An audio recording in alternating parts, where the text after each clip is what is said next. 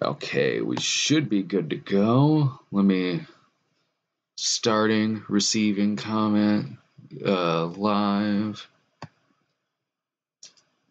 All right, let me hit stop so I'm not just watching myself talk. Okay, let's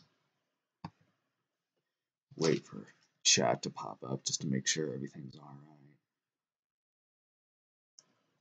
Which we might be doing for a little bit because right now there's still 0 watching. Gotcha. Okay, let me make sure that this. Yeah, it's do you public. Want to tweet it out, or do you want to tweet that we're starting? Mm-hmm.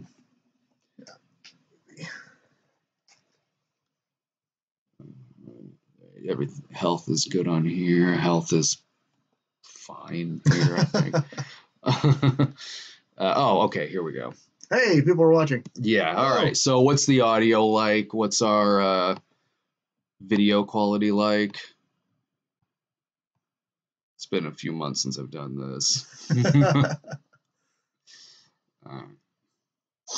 They have to ponder it first. I say yes. Well, hang on. Let me try to figure out the best way to say this. Will there be eating today? Oh, well, I've already had lunch. Gnaw on my arm for a little bit. Yeah. What's for those in the chat, what's the audio like? What's the visual quality like? Just so we know. I mean, it looks good on our end, but that doesn't mean jack shit. It's like I know I look good over here. Yeah. I'm just saying, I could use a shave.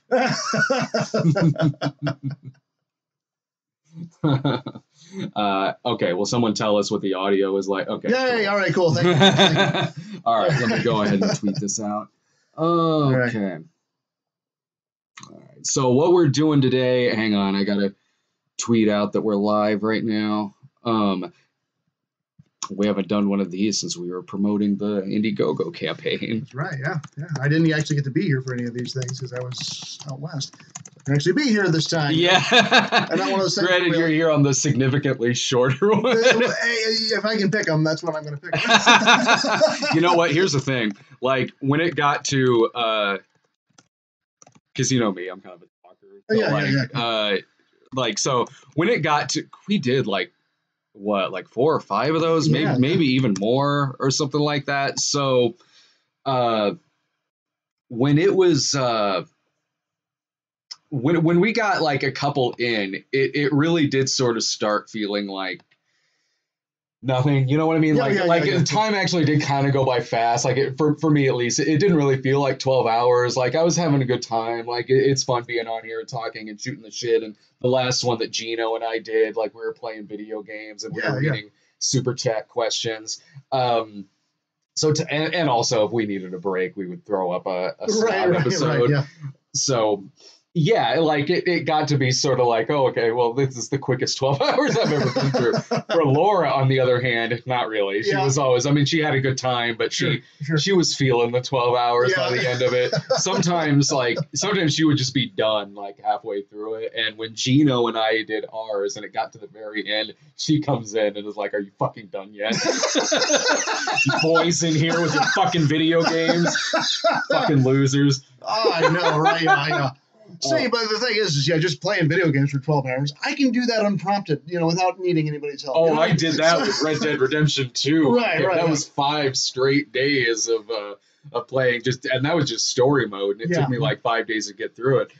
So what we're doing here, we're just doing like a few hour hangout right now. We'll go for a few hours. We're promoting our Black Friday sale, which is going on now through Cyber Monday. So if you want to take part in that, go to walkaway.entertainment.com, where any of our DVDs are $5, and that's Jesus Bro, The Snob Movie, Nudies, Rudies, and Crudies, Unerotic Fantasies, all of them. Any DVD that we sell is $5. But if you'd rather go the download angle, just go to our Vimeo site, and there it's $5.99 a piece for the movies, and when you check out, use the promo code Black Friday 18, And to get to our Vimeo, we have a link in the description. There's a link in the description. But you can also go, if you go to walkawayentertainment.com, and if you click under the products page, there's the Vimeo link. Now, that'll take you directly to Jesus Bro. But you'll see on the Jesus Bro page, there is a Walkaway Entertainment icon. If you click on that, that'll give you the access to Paranoia and the original Cinema Snob movie. So the links are also on our Twitter. So like it's like the pinned tweet right now. So follow us on Twitter at the Cinema Snob. And we're also going to be answering super chat questions. So if you have a question for us, opt in to super chat for that, and we'll see it. Yeah, we just got one right now, and this is from Game Station 3, who's left this on like every single video I've done. So, which is fine. Like, thanks for contributing. It would be a big missed opportunity to have Ricky One not be the next Cinema Snob review. It's not. Ricky One is it's a parody of the Rocky movies from 20-some years ago, early 90s, I think it came out. James Rolfe did a review of it several years ago, and yeah, it's this, like it's pretty bad. Like when they're boxing, the announcers are saying stuff like, "Oh, look him up there. He's got a lot of," or "He's all heart," or something like that, and it pans up and he's wearing a giant heart costume. It's that kind of thing that for a full-length movie, it's doing this shit. Yeah.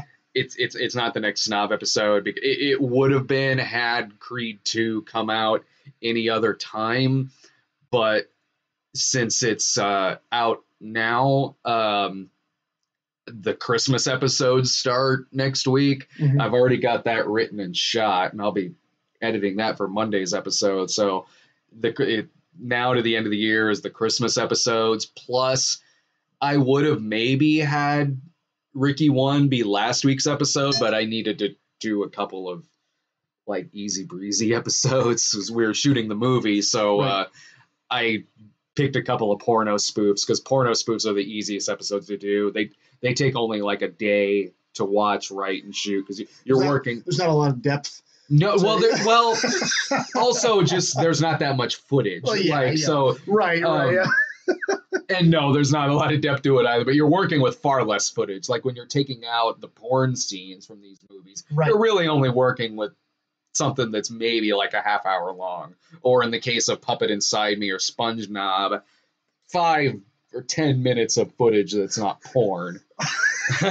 Those are the vacation episodes. You're right, yeah. Yeah, those are the episodes where it's like, Brad's going to be out of town for a couple of days. Right. You need to do these in advance, whereas Ricky One, that wouldn't have been the case. That's a full-length movie that probably has a lot of material in it. Right, yeah. But anyway, there's maybe when Creed 3 comes out, maybe I'll do that. Once we're doing Cinema Snob 3 at the time, and I got to do another Sponge Knob movie. Never say never. So... Well, hell, we didn't think there was going to be a Cinema Snob movie, too. We did not. No, we had talked about it. We had an opportunity, but so there's another Super Chat question. Not the Chosen One. Nice. Nice name. Says, what's your favorite Tim Curry performance? Also, favorite impression you guys love to do? Favorite Tim Curry performance? I mean, the easy ones, Rocky Horror. Right, yeah. Clue, honestly, probably Clue.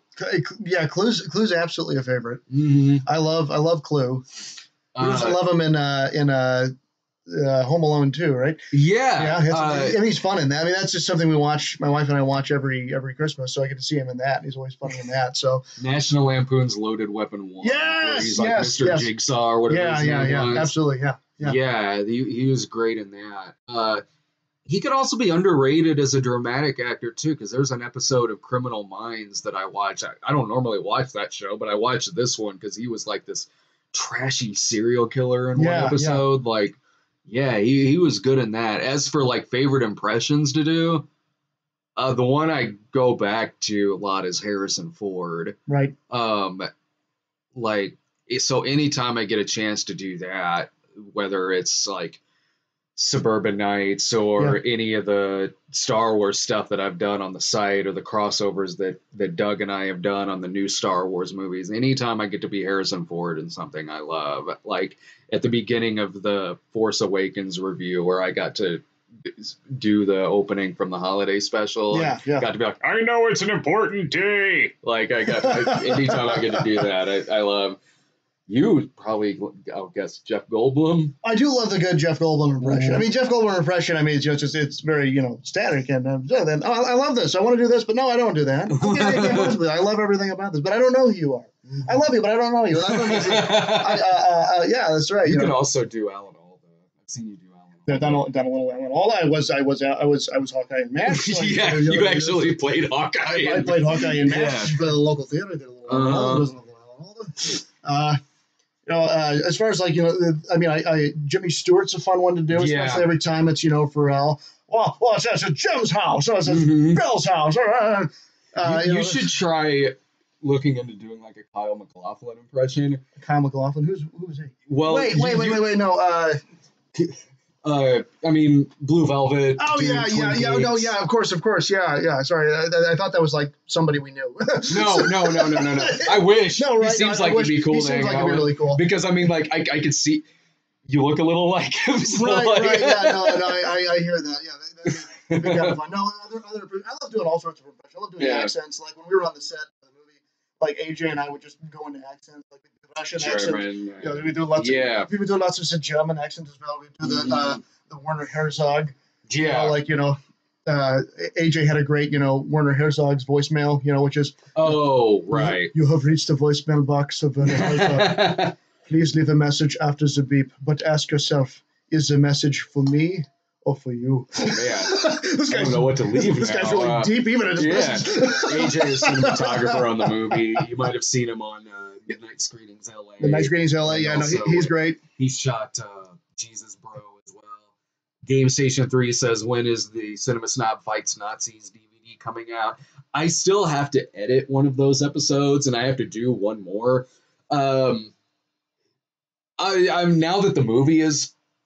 Now that principal photography is wrapped on the movie, I mean, granted, I'm kind of also balancing holiday stuff right now too, but I've got plenty of time now to get that all finished up because it's really just a matter of editing one episode and doing another, which won't take that long. So it's just kind of a matter of doing those things, and then we'll get that put out because we were waiting until the campaign was done before we put out that DVD.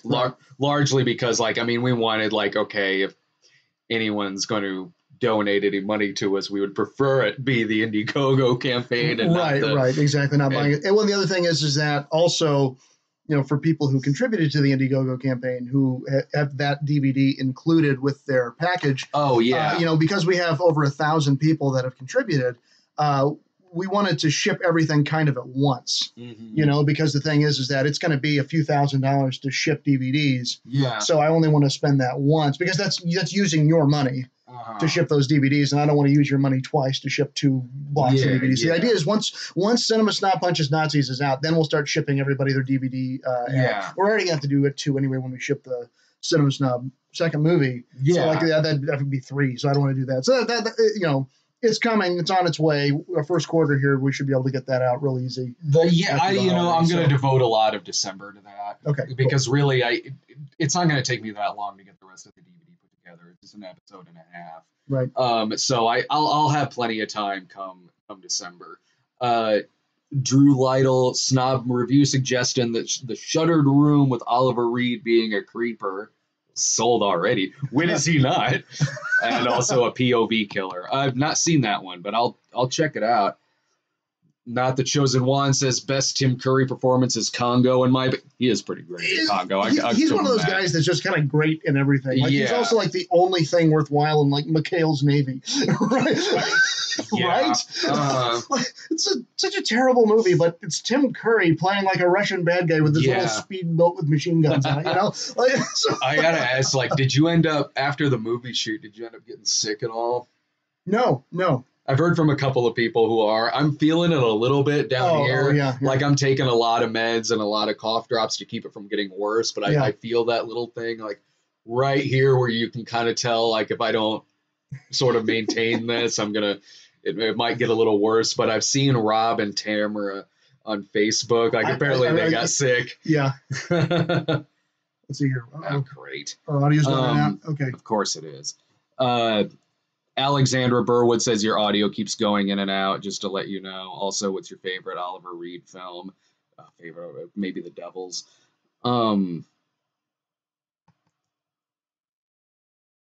Maybe she's the only one who said that about the audio. Okay, so if anybody else is just having problems with our audio, let us know. We'll try to fix that. Yeah. I'll do. No, but I haven't been feeling sick. I've been pretty lucky. I also, you guys were more exposed to the elements than I was. Oh, yeah. So, like, we were, out shooting outside, and of course, like today, it's like 60 degrees and sunny and beautiful. But while we were shooting outside last week, it was pretty cold and pretty cloudy. And for their costumes, they were, in normal costumes. They weren't like super bundled up. Yeah. So, we tried to keep them. We always had like a warm van running or something, trying to not make them always standing out in the cold. But when they shot their scenes, they still had to get out. Yeah. So whereas I was and the rest of the crew, we were all really super, super bundled up. So and that might be why I'm okay. No, yeah, the crew was dressed for the scene. Farad chimed in and said he's fine. Oh, thank God. Yeah, Farad's in this movie. He plays a DJ. I'm so glad your one indoor day had you unscathed. I'm glad to hear that, buddy. So, he's awesome, by the way. Oh, yeah. He's so much fun. We didn't think it was good. We didn't think it was going to be this cold when we planned on shooting this movie, because how it used to be here in Central Illinois was that November and lately for the past several years, even December feels like how like October should normally feel. Right, it feels like fall. Yeah. Like, that's why I was like, when you and I were having conversations about when we want to make this movie, I said it's got to be early November, because anything after that's going to be too cold to shoot. Because December, January, February, we're all going to be just too cold to shoot. So that means that we wouldn't be able to shoot this till March. And, just based on our schedules of what we want to do and like my schedule and your schedule, it's best to shoot it November. Yeah. And again, as you said, all growing up, like November was fall. Yeah. It was fall. So, you need a jacket maybe, and there might be some rain or something like that.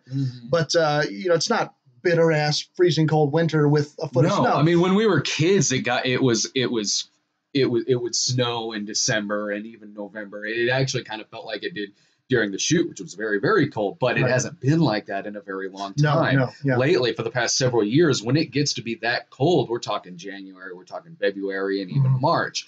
But this time, the old November that we grew up with came back in full force. So it was freezing when we shot this movie, and we even got a big snow dump too. Yeah. So it's a winter movie. It's a very snowy movie. You and I were talking. Well, the aesthetic of the movie just changed. I actually think that's cool. But I agree. We were worried. It works. We had.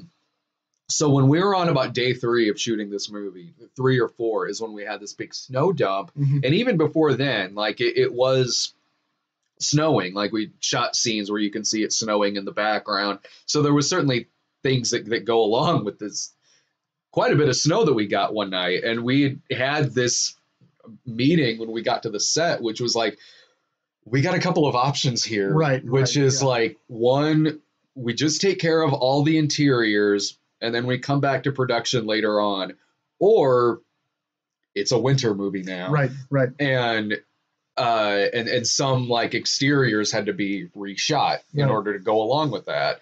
And by far and away, the cheapest choice was to just go through and shoot and make it a winter movie. And the thing is that aesthetically speaking, it works. I think it really does work. And it was colder, so it was a little bit more painful to shoot it, but it works. It looks nice. Yeah. It's a different kind of aesthetic. What's interesting about the movie is that from the different locations we have, it doesn't look like it was all shot in one place. Yeah. We've got things that are the city. We've got things that are California. We've got things that are a snowy place. We've got things that are a small town. We've got, these interesting, cool places that are dynamic. Yeah. Instead of it all looking like it was shot in one place, it now looks like we shot it all over the country. Yeah. Which is pretty cool when you really think about it. So, hey, all right. It meant cold. It meant you and everybody else is getting sick. So we were all like, we were all huddled around, like we were shooting in an empty house at one point, and like we're all huddled around this lamp and everything. So like it was very cold, and we were out there like, as soon as we get in front of the camera, we take our jackets off and everything. But all of us, we're all professionals. Right. We know that like, movie making's hard. So while we were certainly cold and everything, it was also kind of a rush. Like we were all very tired, very cold, but we couldn't wait to do it again. Like, it was, and it focuses you, especially us on the crew. Like, we didn't have like trailers for me to go back to. So I was standing out there with camera, setting up the shots and setting up the lights and getting it ready, because it's like, we were focused on doing our job, because even though we were cold, we knew that we were not as cold as you guys. Sure. So we're like, we can't dawdle. We can't just screw around. Our cast is here. They are killing it. They are troopers. They are ready to go. So it focused us more to be like, let's get the job done. Let's get it set up and get ready for our cast so we can keep them warm. And the crew was amazing. They did a great job. Yeah. And pulling through and making all that stuff happen. And so it was, it was hard. It was really hard work. I mean, it's what I said, like on that one post I did, this was the most difficult, most challenging, but also most fun movie I've ever done. It was one of the most fun movies that I've been on. Like it has. And it was, I mean, even from from the crew and oh my God, and you as the director, certainly. But, if you from our end too, going like all these locations, then the snow popping up and you and I having production meetings about that and like wondering where certain props were sometimes. It was go get the box of crackers. What box of crackers? It's bananas now. Now it's bananas. Sometimes that would really work out. Like we had to replace, you'll see it when you see the movie, we had to replace crackers with bananas at one point, and it actually made it funnier. It made it funnier, made it sillier. But it's the kind of the thing that I said we're a low budget production, so we're scrappy. Yeah. We're a scrappy production in that it doesn't matter 100% that we get everything exactly how it was in the script. Yeah. What matters is we finish the movie. We got to finish the movie. So that meant there were moments where it's like, oh crap, we forgot to get a microphone. You're supposed to be standing there holding a microphone. Ah, shit. So let's go to Best Buy. Yeah, and we would get microphones from Best Buy. And just all of a sudden just get one. And you're like, oh crap, somebody run out and do that. We just did it. Yeah. And so it's what you got to do.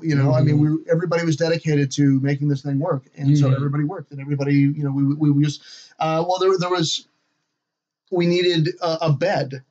And we were short on time. We weren't able to coordinate it. We're like, well, let's maybe write it out. But then, the crew and AJ were like, well, listen, if we get apple boxes and then put muslin on top of it and then shoot it from the right angle.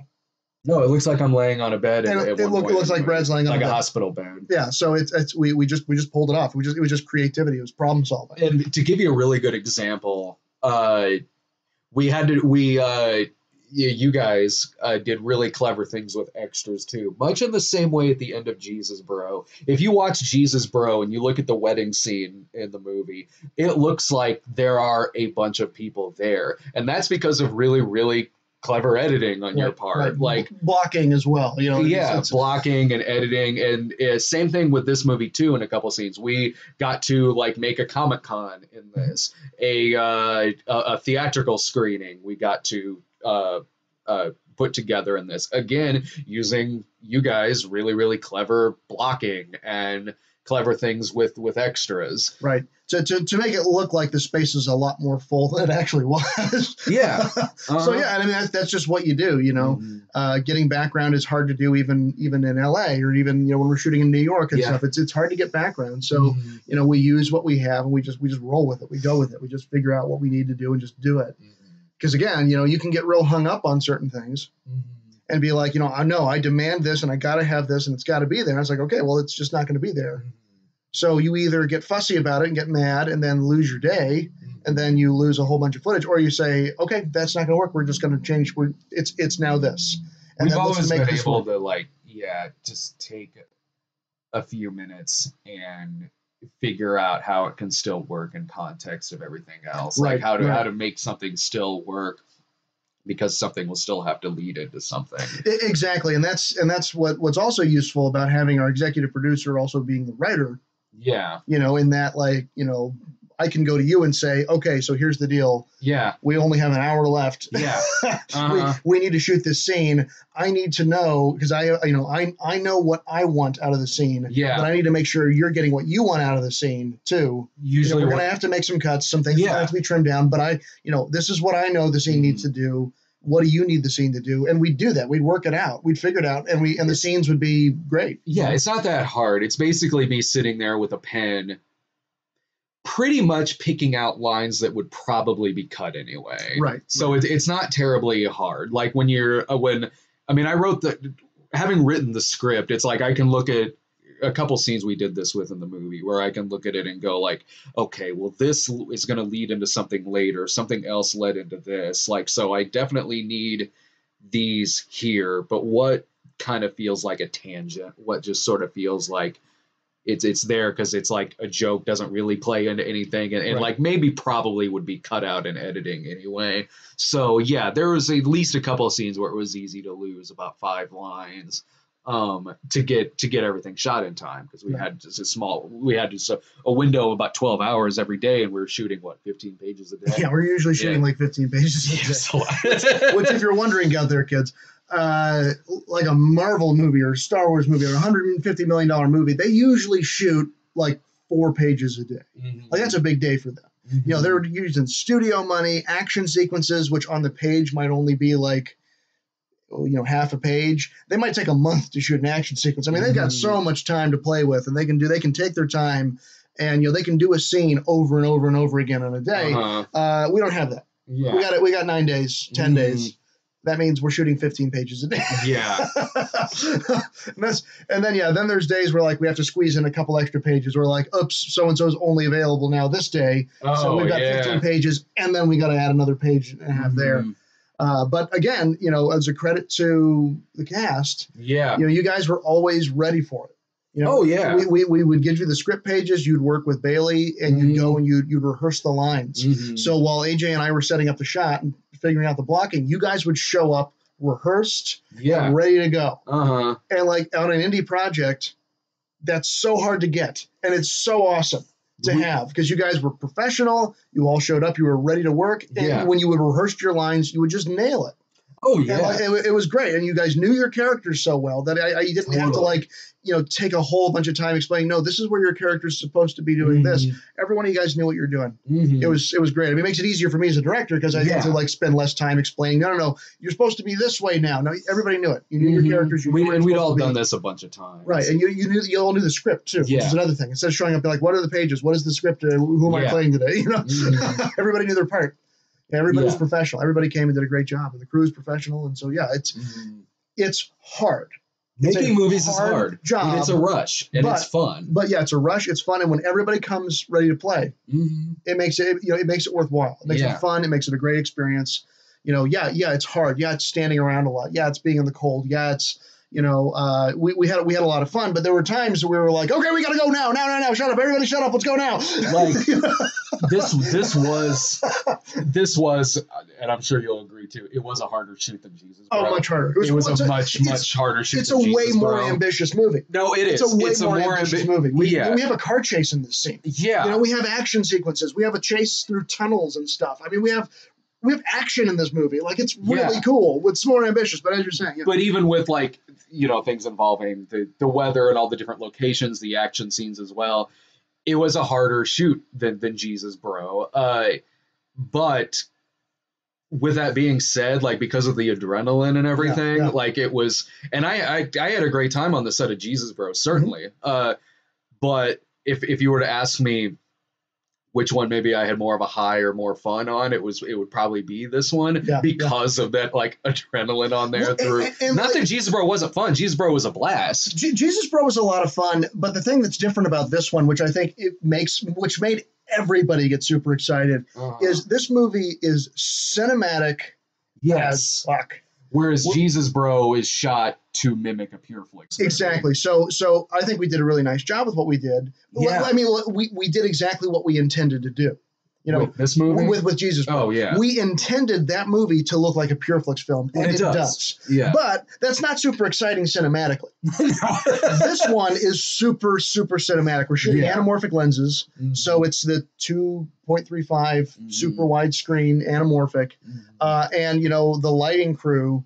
You know, AJ and I we planned out the looks for every location. Yeah. So we knew what we wanted location wise, and then when we got there, we had our gaffer Zach, and AJ, and I just kind of took the leashes off, and I said, "Okay, guys, you know what we want. Go make it happen." And they set up some amazing lighting. Yeah, and some of the stuff we were able to do is so cool. We got to fake daylight in it. Oh yeah, we fake daylight all the time. Yeah, that's we do that. We got the big HMI lights, and we did some really cool stuff. So like everybody was, I had my big director's monitor, so everybody would kind of flock around the monitor, and then they'd see what we're setting up. Yeah. And again, like that's what gets all the other cast and everybody excited. They're like, oh wait, this is a movie with really funny jokes and cool characters. And it looks like this. Yeah. Oh my God, this is an amazing. Like it's the most cinematic movie we've ever done. Absolutely, it's the most cinematic thing I've ever done. Yeah. And AJ was super proud of what he did. Like he actually wanted footage from this for his reel. He didn't ask he didn't ask for Jesus Bro footage for his reel. I'm not sure exactly how I feel about that, but it's. I get it because I get it. It's like Jesus Bro, like high key, flat looking. Which that means he did his job. He did his job well. That's exactly what he was asked to do. AJ studied, got a stack of AJ will go out and he'll watch a bunch of movies that will go along with what the look and tone is of what we want. So in this movie, in another Cinema Snob movie's case, he was watching things like Two Lane Blacktop and Tourist Trap and movies like that. Whereas Jesus Bro, he was watching movies like Old Fashioned and God's Not Dead. And like all of these. Like, so he did his job. Like he made it look like one of those. So what he did is, we gave him those movies as homework. Yeah. And so he went and watched them and he came to me and he says, well, here's how I think we can achieve these looks. So that's where I was like, okay, this is the look I like this look, I don't like that. So it's like once we had it planned out, that's where we drew out what we wanted to do. And then we got on set and we made it happen. And it looks really, really cool. It looks amazing. It really looks good. We shot on the Red Dragon. So, we shot 6K. Yeah. This is a 6K film that we will, possibly, we're probably still going to release it HD because that's what's online anyway. Sure. But we've got a 4K master of this film, which is going to be amazing. So we can do really cool stuff with it. Yeah. So anyway, so we want to answer some of these. Oh yeah, we got some on here. Jucane, forgive me if I'm not pronouncing some of these right, asks, we got a few super chats here we're getting to. Let me get back up. Okay, there we go. Were you able to get Spoonie to come back for Gene? I tried. I did a lot. But no, he's not in it as Gene. But I did when I was reaching out to him. I was leaving it open because the script hadn't been totally finalized yet. The final draft hadn't been made yet. It was maybe only in its first or second draft at the time. So I certainly left a big enough window there to easily include Gene in those drafts if he was able to do it. Unfortunately, it didn't work out to where nothing dramatic or anything like that. It just didn't work out to get him in for the movie. But I did say, look, you have it's an open invitation anytime that you want to be in one of these. Yeah, we'd love to have him back. He was so much fun to have on the first Cinema Snob movie. Yeah, we'd love to have him back. So anything we do, if we can get him, we'd love him. Yeah. Any movie project in the future, even any video, even if it were something like midnight screenings or something like that, it's always an open invitation to have him on board for that. But unfortunately this time around he's Gene's not in this movie. The only real returning character is the Neil character, though he's played by Rob in this film and he was Jake in the first movie. And there's references to some other characters, but it mentions the serial killer from the first movie, and Eduardo plays my agent in the movie, Steve Gutenstein, and that character has been on the Cinema Snob show before. And okay, we got a few others here. Valdegas says, "Will you reshoot the movie if it tests poorly with 14-year-olds?" This is a reference to Halloween 6. Okay. Halloween 6 was severely reshot because it tested poorly with like 14-year-olds or something, and they butchered the fuck out of that movie. No, our test audience is going to be when we release it. Yes, exactly. We don't have time or money to do a test audience. No, we'll just release it and just see what happens. Yeah, we'll see what happens. Motorcycle US says, "Good morning. I discovered you all through the John Wick review. Thank you you very much. Watch some other midnight screenings too. Some of them are hilarious." Ryan Walderson, with Goodwin and Ray being in it. Corey Goodwin and Ray Villarreal from you may have seen him on Double Toasted. Will that mean every movie you two make after will feature former or on again, often and again, Double Toasted members? Like what we were saying with Spoonie, it's totally always an open invitation for that, for Corey Coleman or Martin Thomas. I was talking to Corey Coleman about a small part in this movie. It was a minor role because I know he's always doing stuff down there in Austin. He's got a show that he practically does daily down there for Double Toasted. So I was talking to him, and he had to check with his schedule, but he got back to me. And when we were filming this, he was kind of working on like a series that he's doing. I don't know how much of that I can talk about really, but it was a scheduling thing. It was simply just a scheduling thing. He was busy with some projects that he's got going down there in Springfield. But, I did say hey, any movie we do in the future, I'd love to still contact you about a role in the film. Yeah. And yeah, he was down for that. So I would love to, and I'll be hanging out down there in Austin again sometime in the winter. I'd like to make another trip back. But Goodwin and Ray were awesome to work with. Yeah, they were a lot of fun in this movie. Yeah. Oh, yeah. They were great. Corey's hilarious. I wrote the part for him with him in mind to play this part, and he got back to me quick. I didn't know what his schedule would be like. So when I wrote to him, there's always a chance that schedule's not going to work out because that's 8 days you have to leave and be on a movie set. And he got back to me quick and with a hard yes. So I was like, oh shit, well, that's awesome. And Ray was a really quick yes, too, for the part he plays in the movie. Okay. Mr. Uber Fail 101. For Ryan, how do you consistently motivate cast and crew? And for me, opinion on the Timothy Dalton James Bond films. All right. So motivating your cast and crew. Honestly, the best thing I can tell you is that it's about leadership. And leadership is you lead from the front. You don't lead from behind. You say, let's go do this. I'm there with the crew in the cold.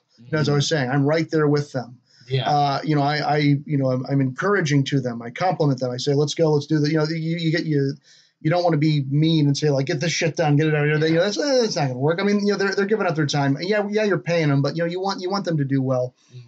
So, it's, you be encouraging with cast, what's good about this particular cast is they are very professional, but a lot of times I get to work with actors who are very, very green, very new. Yeah. And one of the things that I like to do as a director is, I'll say certain things. You guys see this on set.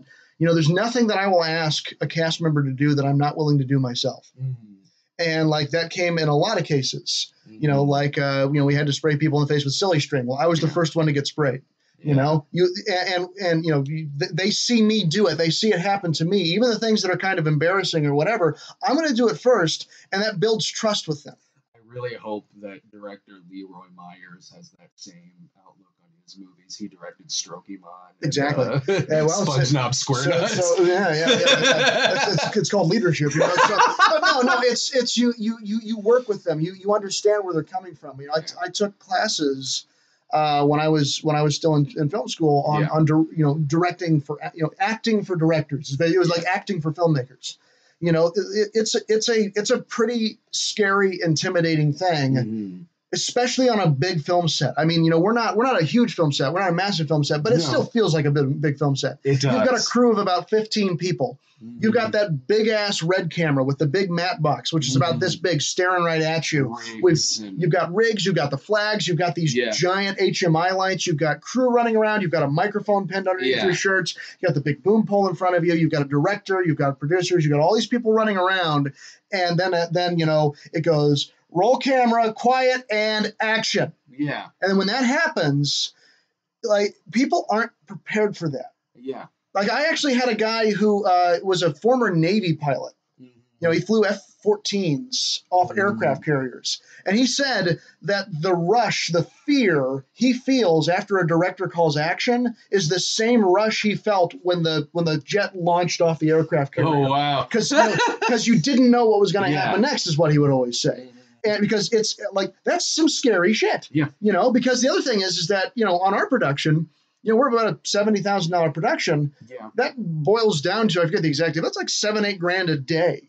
Like, so these people are spending a lot of money to point a camera at you to say something.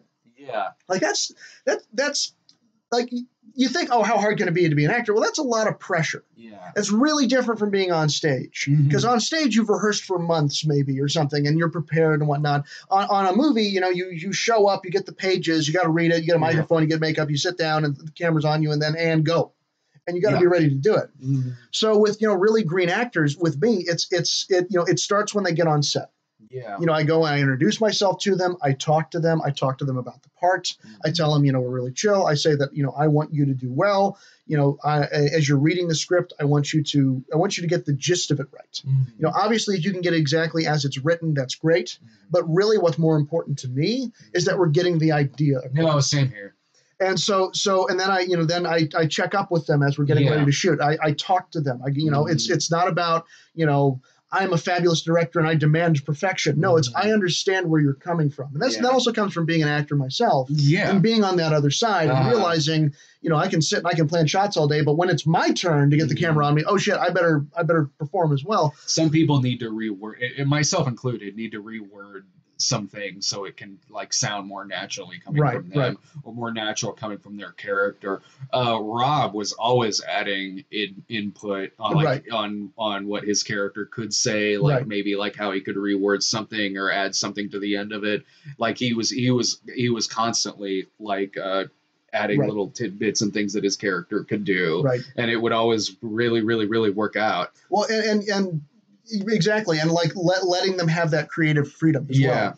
There are some directors who feel like actors are props that bleed. Yeah. And the idea is you sit there, you look this way, and you say these words exactly how I say. I think that's on Hitchcock's gravestone. It probably is. I mean, the thing is he's notorious for that. I mean, that's fine, but I very much think of it as more of a collaborative partnership. And the thing is Rob was coming up with really funny ad libs. Yeah. If I was no ad libs, no ad libbing, it's well, I'm missing out on good jokes. Yeah. And that makes a better movie. And having creative partners, and it's also knowing when to tone it back. I mean, I can't specifically think of any, details, but it's also okay, that's funny, but we really need to do the scene like this. That would happen. It's having that balance. Yeah. And it's just working with them. It's making them feel comfortable. Yeah. Because, even though a lot of these people are being compensated, it's still, they're still going outside their element here. Yeah. And you want to make them feel comfortable. You want to make them have a good experience because, ultimately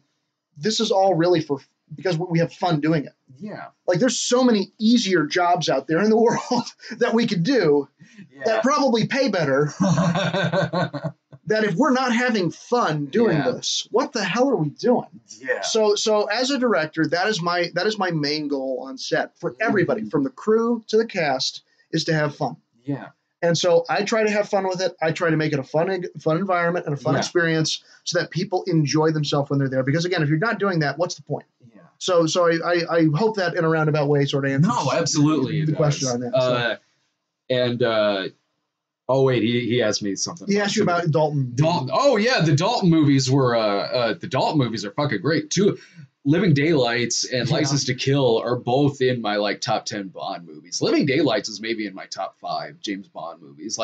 Timothy Dalton was a great balance of this guy really feels like he is like an assassin for the queen. 100%, Like 100%. he has that gaze in his eye that this guy has killed some fucking people, and he could easily. I mean, one of them is called License to Kill, Right. like, and it's a total revenge movie. Like, like, but he also still has that Bond kind of swagger to him too. That smirk, that like he is a really good mixture of what Daniel Craig would later do, because Daniel Craig owes a lot to how Timothy Dalton did James Bond, but also guys like Sean Connery as well. Like, because Timothy Dalton could still throw out a line. He could still have this like kind of old Hollywood leading man charisma. So he's one of my favorites. And GoldenEye was written to be a Dalton movie, but it was in limbo for so long, for like 6 years or something like that, that Dalton had dropped out in between then. As much as I love GoldenEye, I still wish it was Dalton, because it would have been a great Dalton trilogy. Still an excellent movie, but Dalton I've always felt was wildly underrated as James Bond, especially when those movies came out. Like, I have a soft spot for Living Daylights as well, because it was the first Bond movie I saw in theaters. I remember it wasn't the first one I saw, but it was the first one I saw in theaters. Cello, right? Yes. Yeah. Great movie. And so that I've got a real, like, I remember like it was yesterday going to see that with my dad. It was 87, I believe that came out. So yeah, I'm a huge fan of the Dalton movies. Let me just make sure I haven't. Okay. Renato Schmidt says, Brad, if you were invited to participate in a Brazilian film, would you accept it? Yeah, I am one of those actors who's like, hey, yeah, if it fits in my schedule, I'll do it. No, absolutely, of course. Motorcycle US says, been a follower since then. I suggested Gymkata on Tumblr. I do need to do Gymkata sometime. The mixture of gymnastics and martial arts, classic 80s movie. I should do that sometime. I don't know why I haven't done Gymkata yet. That has been on my list for like several years. But anyway, in case you're just now tuning in, we are doing it's a few-hour hangout that we're doing right now. So as you can see by the little icon that we have there in the corner or wherever it is, I'm looking at the chat, so I don't see the screen, but it's somewhere around here. We have our Black Friday sale that we're doing. We do it every single year where we go from Friday and then into Cyber Monday. All of our DVDs, if you go to walkawayentertainment.com or click on the links here in the description, all of our DVDs are $5 each. And if you would rather get them on Vimeo, you can, again, click the link in the description or go to the link that's over on our Twitter account, which is at the Cinema Snob. And any of our movies that we have on Vimeo, like Jesus Bro Snob Movie and Paranoia, those are $5.99 each. That's going on now through Cyber Monday. Right. And use the promo code at checkout. Oh, yeah, I keep forgetting. So yeah, because it'll still be full price unless you use the promo code at checkout, Black Friday 18, and that's listed in the description here. Black Friday 18 is the promo code, and we are also answering super chat questions as well. Avenger 1340, with the new movie on the way, is there consideration to go to Indiana Comic Con or PopCon again, perhaps even Horror Hound? We'll see how that fits into the schedule. I've got like 3 cons coming up. I've got Wizard World Madison next weekend. I've got Wizard World New Orleans at the beginning of January and Wizard World Portland at the end of February. And if those go over really, really well, I might end up doing like the full Wizard World circuit. Like they might have me on the full circuit. What's the promo code if you're going to those? If you are going to any Wizard World that I'm going to be at, the promo code for that, if you want to get your tickets on their website, that's at wizardworld.com. The promo code for that is Cinema20. We have ads for it at the beginning of our last like several Snob episodes. So any of those you want to come see us at, the promo code Cinema20. Now, even if I do end up doing like the full circuit for Wizard World, there'll be others we're doing as well. We're doing C2E2, and we're talking too about, I mean, nothing's been finalized, certainly, But yeah, we have been talking about doing like con screenings and things like that. Yeah, like I can't specifically get into those details to be worked out. I mean, we got to finish editing the movie first. Yeah.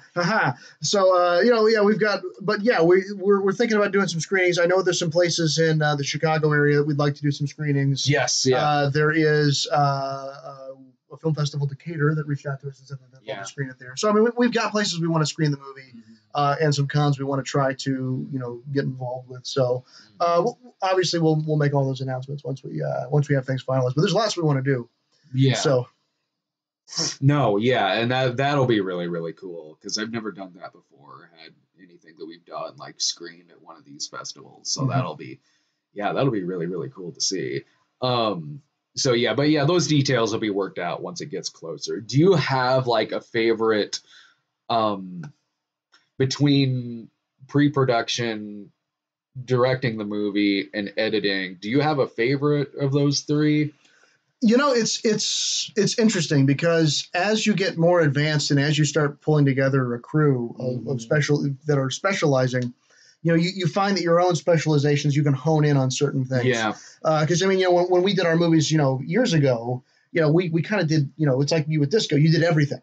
Yeah, and I still like doing that. Right, like it's still fun, and it's still fun. And like when we did, I think the Cinema Snob movie was the last time I did everything on the same idea. Yeah, you wrote it, but then I still shot it, I still cut it, and I still produced the final product. And I like that because because I love the storytelling process. I love just about all the process, things that go into making the movie. I love doing it. I love the writing process. I love planning out where we're going to shoot. I love, playing with the camera. I love actually shooting on the camera. I love setting up the shots. I love playing with the lights. I love, and then I love editing it. I think, as I've been working more professionally as an editor for the past 3 years, doing like 20 features as an editor, I really, really like that process as an editor. But, as much as I love all of those things, getting a sound guy who knows what he's doing, you can't beat that, right? You really can't. Like as good as I might have been with sound, I'm not. I should not consider myself a sound person. Yeah. I understand the basics of it. I understand the general principles. I understand where mics are supposed to go. I understand how sound moves out of a mic. I mean, I understand basic principles, but I would not call myself a sound professional. Yeah. So hiring a sound guy is great.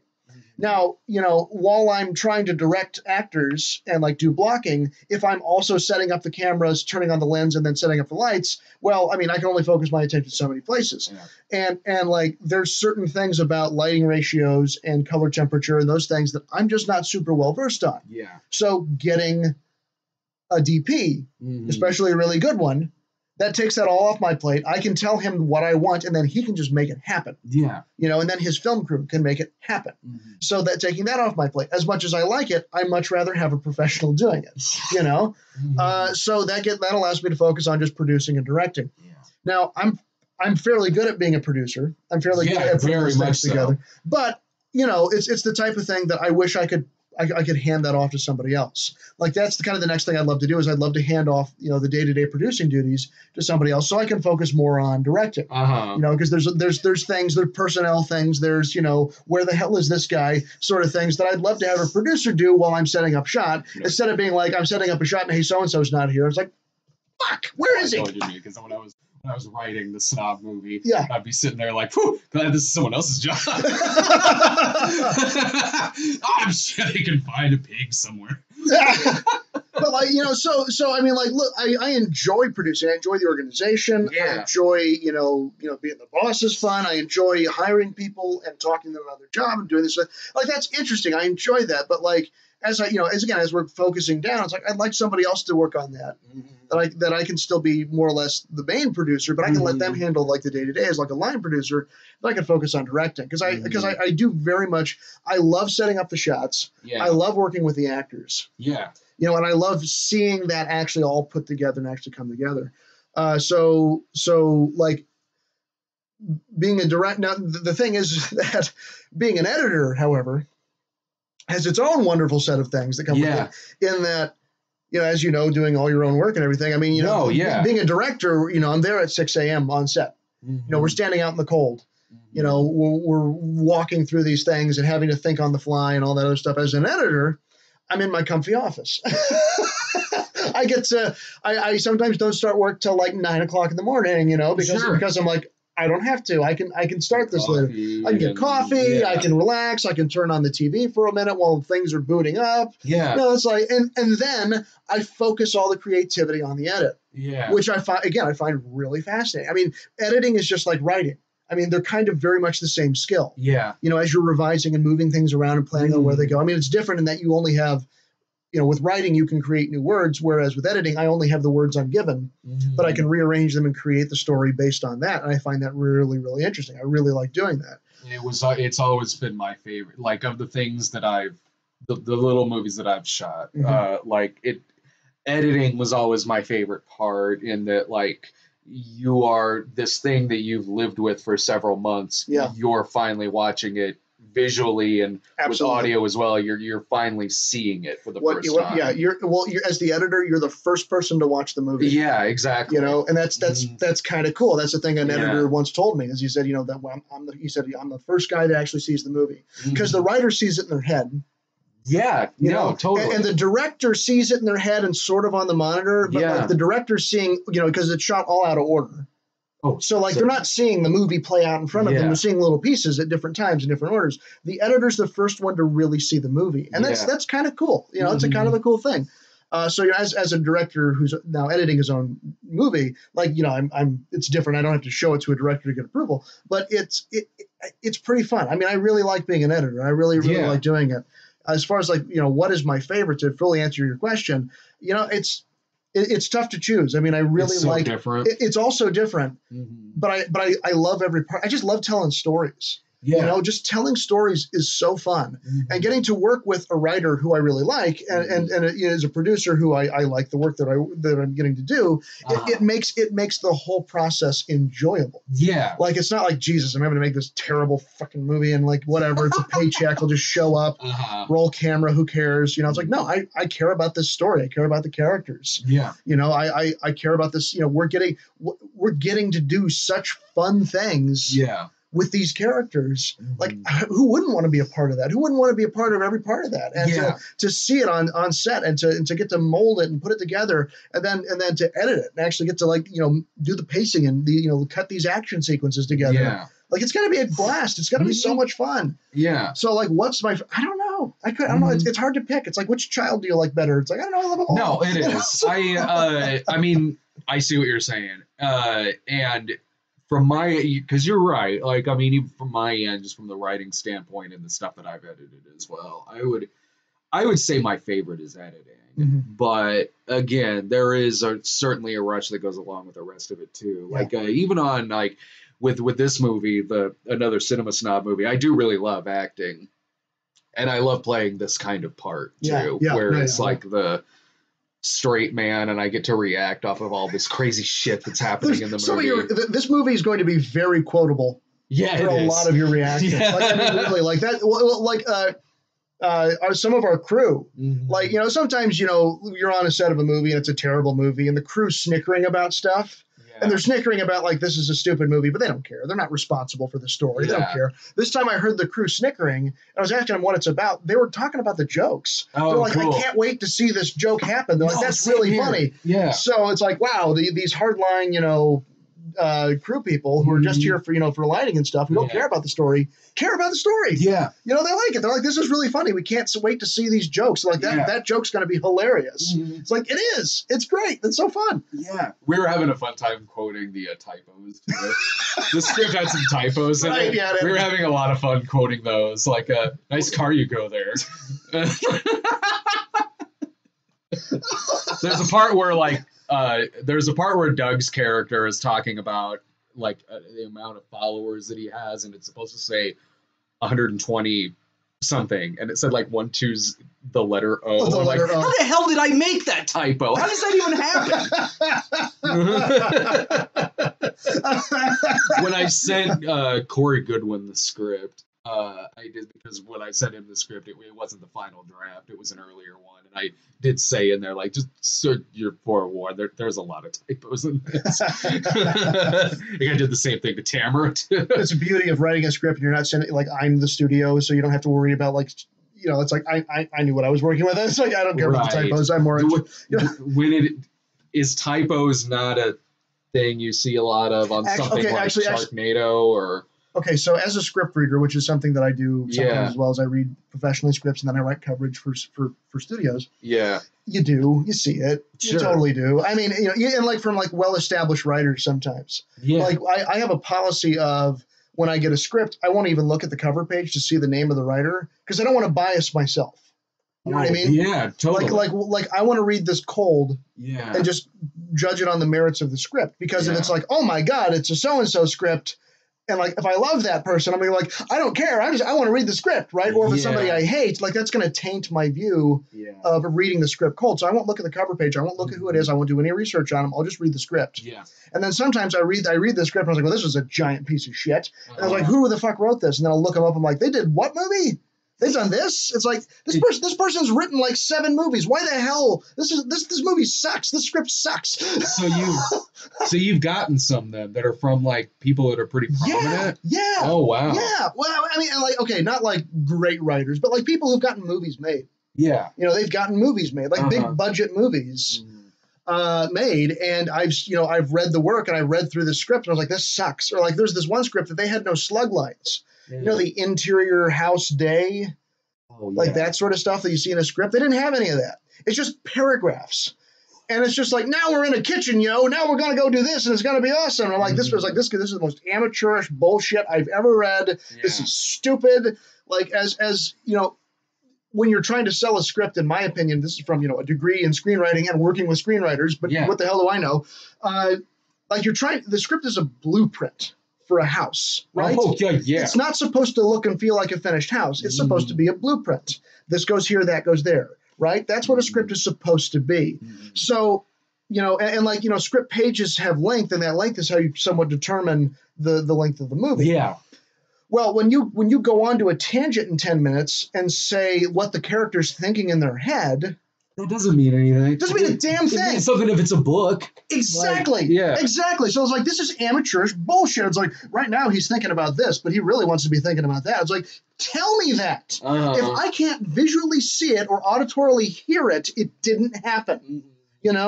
Like I need to, he twinges his face in confusion. Okay, that means he's confused. Yeah. Not, oh man, he's totally confused right now. That doesn't mean a damn thing to me. Right, so like that's bad writing. So I'm reading this like this is a bad writer. If it's supposed to play into how they're reading the lines, like you know what I mean, like confused, pondering, things like that. Yeah, I mean because that's usually in like italics underneath the name. But when it's simply like something you would read in a book, right? Well, that isn't going to play into how they're saying anything. Right. So it's like, this is a terrible book. Or a script. This is awful. It's the most contrived bullshit crap. And I threw it down. It's like, who wrote it? And I looked at it. I was like, holy shit, he's made.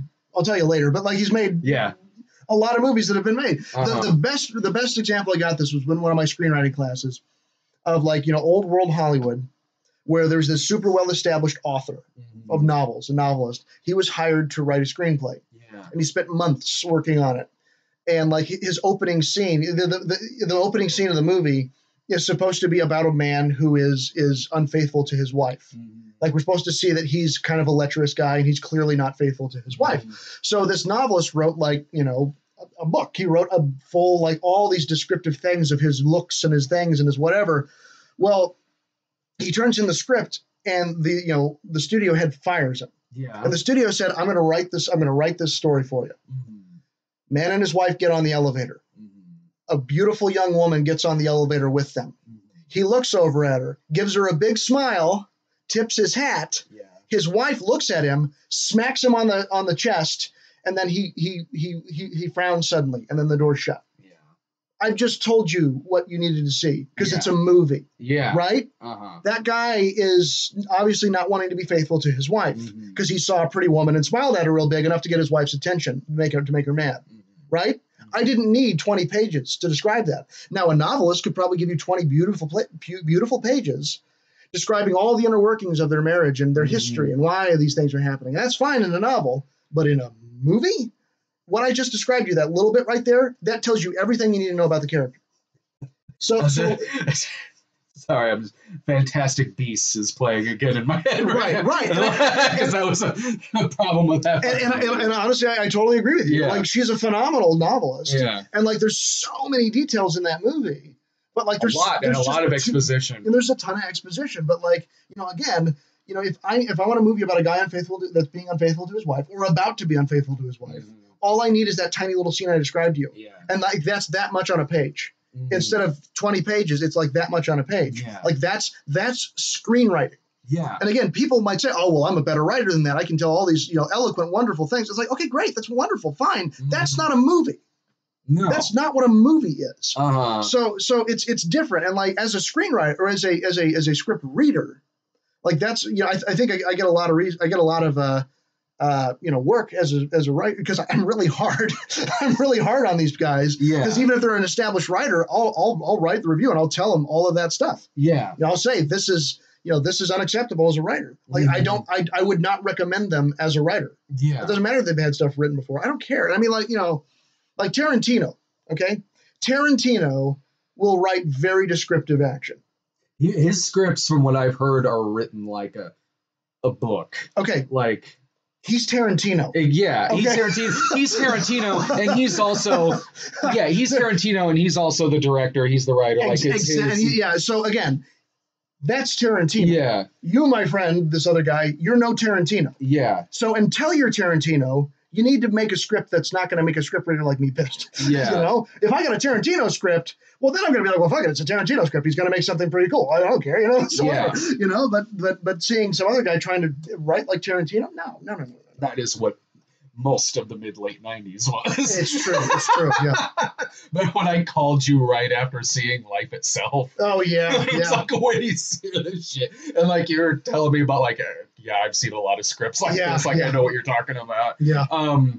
I remember Farad telling me, like, you mentioned, like, interior, exterior, and all that. Yeah. I remember Farad telling me when we were doing Jesus Bro, he said that one of the biggest laughs that he got out of it was one of the scene headings that said, like, exterior heaven day. And admittedly, when I wrote that, it did make me laugh when I wrote that, because I was like, well, I mean, I've got to write something here. Right, so it's like, all right, day. I mean, if I just put exterior heaven, it would kind of go without saying. It's probably day, yeah. But it's like dash day. Like, it even made me laugh when I wrote that. Okay, so Motorcycle US asks, Ryan as a director, Ryan as direct, more important, want or need? Well, that sounds like one of the typos from the script. True, yeah. Want or need? Your guess is as good as mine. Yeah. Yeah, you don't have to pay any more money, but maybe somewhere down here you correct that. You maybe correct that somewhere? Captain Desi says, been a fan since 2011. Keep up the great work. Thank you very much, and thanks for the contribution as well. And yeah, thanks a bunch, everyone, for hanging out with us. And, for hanging out with us and contributing to the movie, taking part in the Black Friday sale. All right, it's going. And again, like for super chat, we're also answering super chat questions. Oh, wait, there was another one from him. Oh. Anyway, no, I think he was going off of the guy in the elevator. Yeah, we're also hanging out here answering super chat questions, and we'll be going for. Oh, okay. Here we go. What is more important, want or need for making a movie? Oh, that's an interesting question. Yeah. Okay. Well, I mean, need in the sense it's our job, so certainly there is that. Right. But I've never made a movie, big or written or produced a movie, written or small, whether we're talking about something tiny like Disco or big like this, I've never done it just because I felt I had to. Right. It was always something that I wanted. The projects were always something that we wanted to do. We wanted to make this sequel to the Cinema Snob movie. We wanted to make Jesus Bro. I wanted to make Disco, Hooker with a Heart of Gold, and all of that. But it's also knowing, from my end at least, with a micro budgeted stuff like Disco, it's also about knowing limitations as well. Right. Because like, I would never be able to do a project as cinematic or grand as something like another Cinema Snob movie, but I can do a movie like Disco. Sure. That's well, pretty much any project we do is a dialogue movie, but like, meaning Disco it's a micro budgeted movie about, people hanging out in a discotheque for a night. Like, yeah. I know I can do that. I know I can do something like, Game Boys or a movie like that from several years ago. Mm-hmm. So I know what my limitations are. Yeah. And I know that I would never in a million years attempt that with a project like another Cinema Snob movie or Jesus Bro. See, as for me, like want or need, like this is how I put it to some people is, we kind of touched on it a little earlier, is that this is kind of all that I can really do. And what I mean by that is that I've done other jobs. I've worked in offices. I've worked, as a tax specialist and then these other things. And like, though I was able to do those jobs and there were plenty of people who were really happy and, they made great livings out of those jobs. Mm-hmm. I envy those people because they were able to make a really happy life doing, office jobs or working, for the state of Illinois or, working medical profession. And it's like, that's great. I was not happy doing any of those jobs. The only time I was happy is when I'm doing storytelling like this, be it making web videos or being an editor or, being a director and writing or doing, this is the stuff that I love to do. So, I kind of need to do this stuff because I wasn't happy really doing anything else. Mm-hmm. And it's kind of the thing that I tell people sometimes when they ask me, like, if, should I get, what's an advice for a young filmmaker? It's like, if you can do anything else and be happy with it, do it. Mm-hmm. Like, if you're really interested in science and you kind of dabble in film, but you're really interested in science, go do science, mm-hmm. Because this job is hard. It is thankless. It is cutthroat. Mm-hmm. It is absolutely just, brutal. It is a brutal world to live in. And I mean, we've been very, very lucky with what we've been able to do. Oh, God, yeah. But, it's really hard. Well, I mean, for example, as a director, choosing to do another Cinema Snob movie or choosing to do Jesus Bro or those films, as a director, like, do I want or need to do these things? Well, to briefly say, I've been very fortunate to work with the guys over there at Asylum who do the Sharknado movies. Mm-hmm.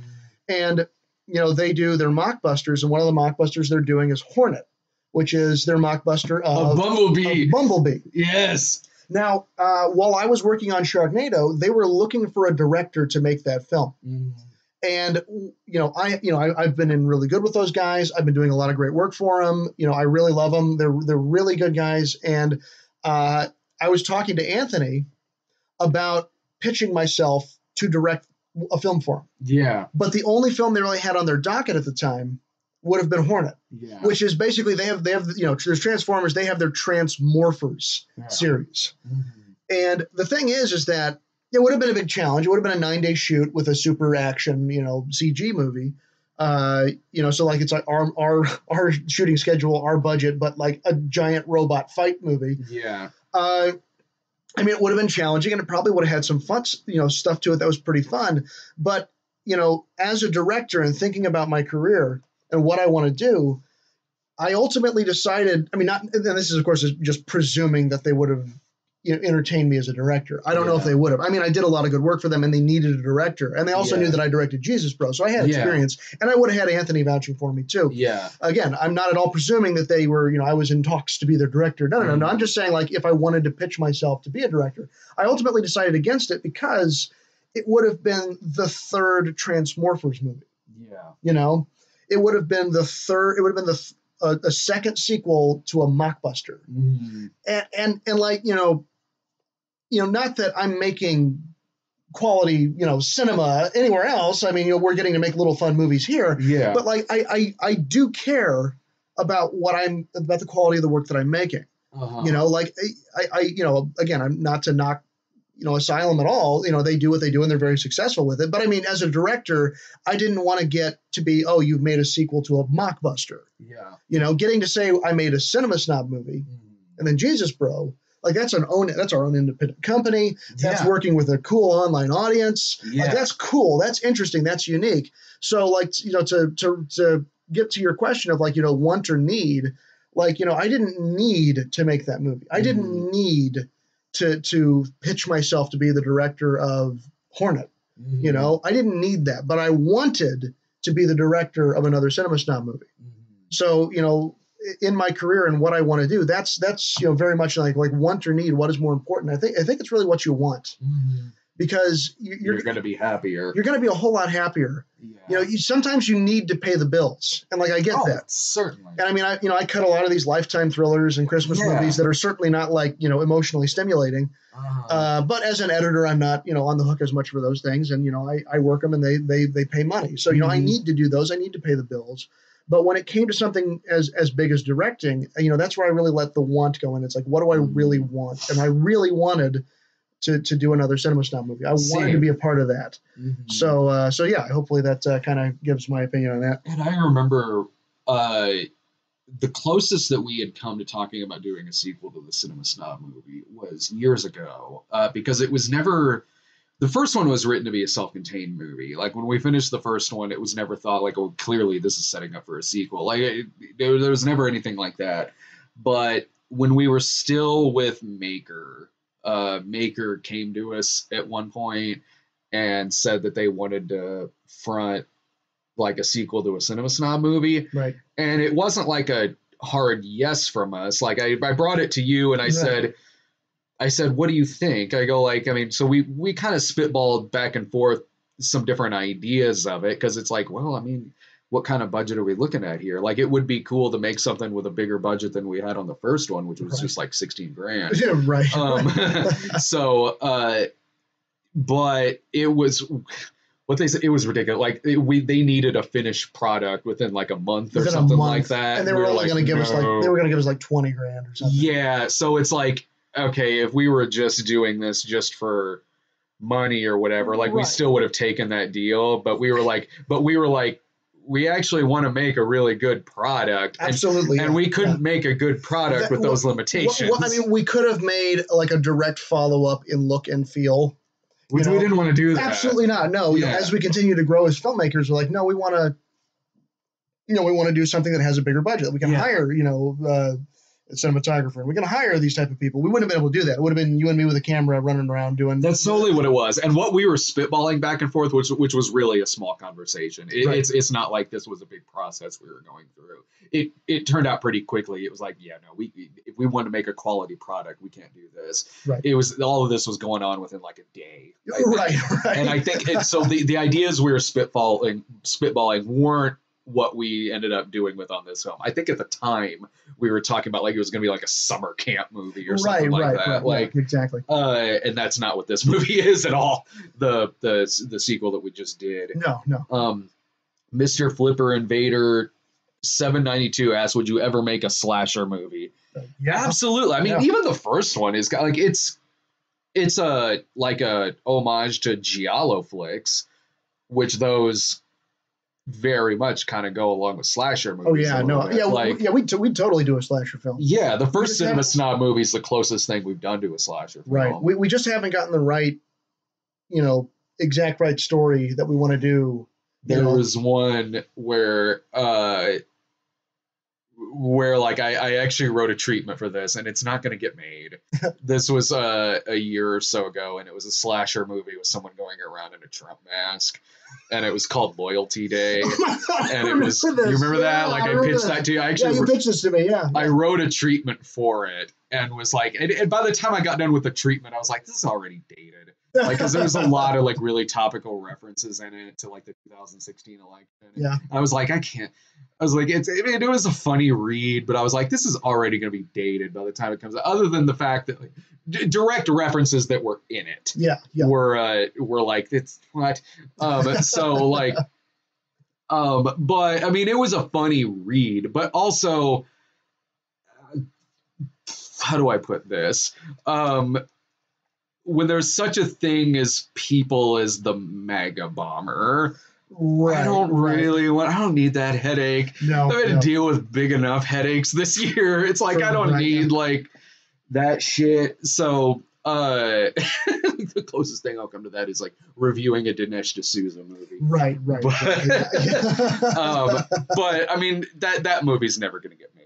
No. But it was fun to talk about. Right. Yeah.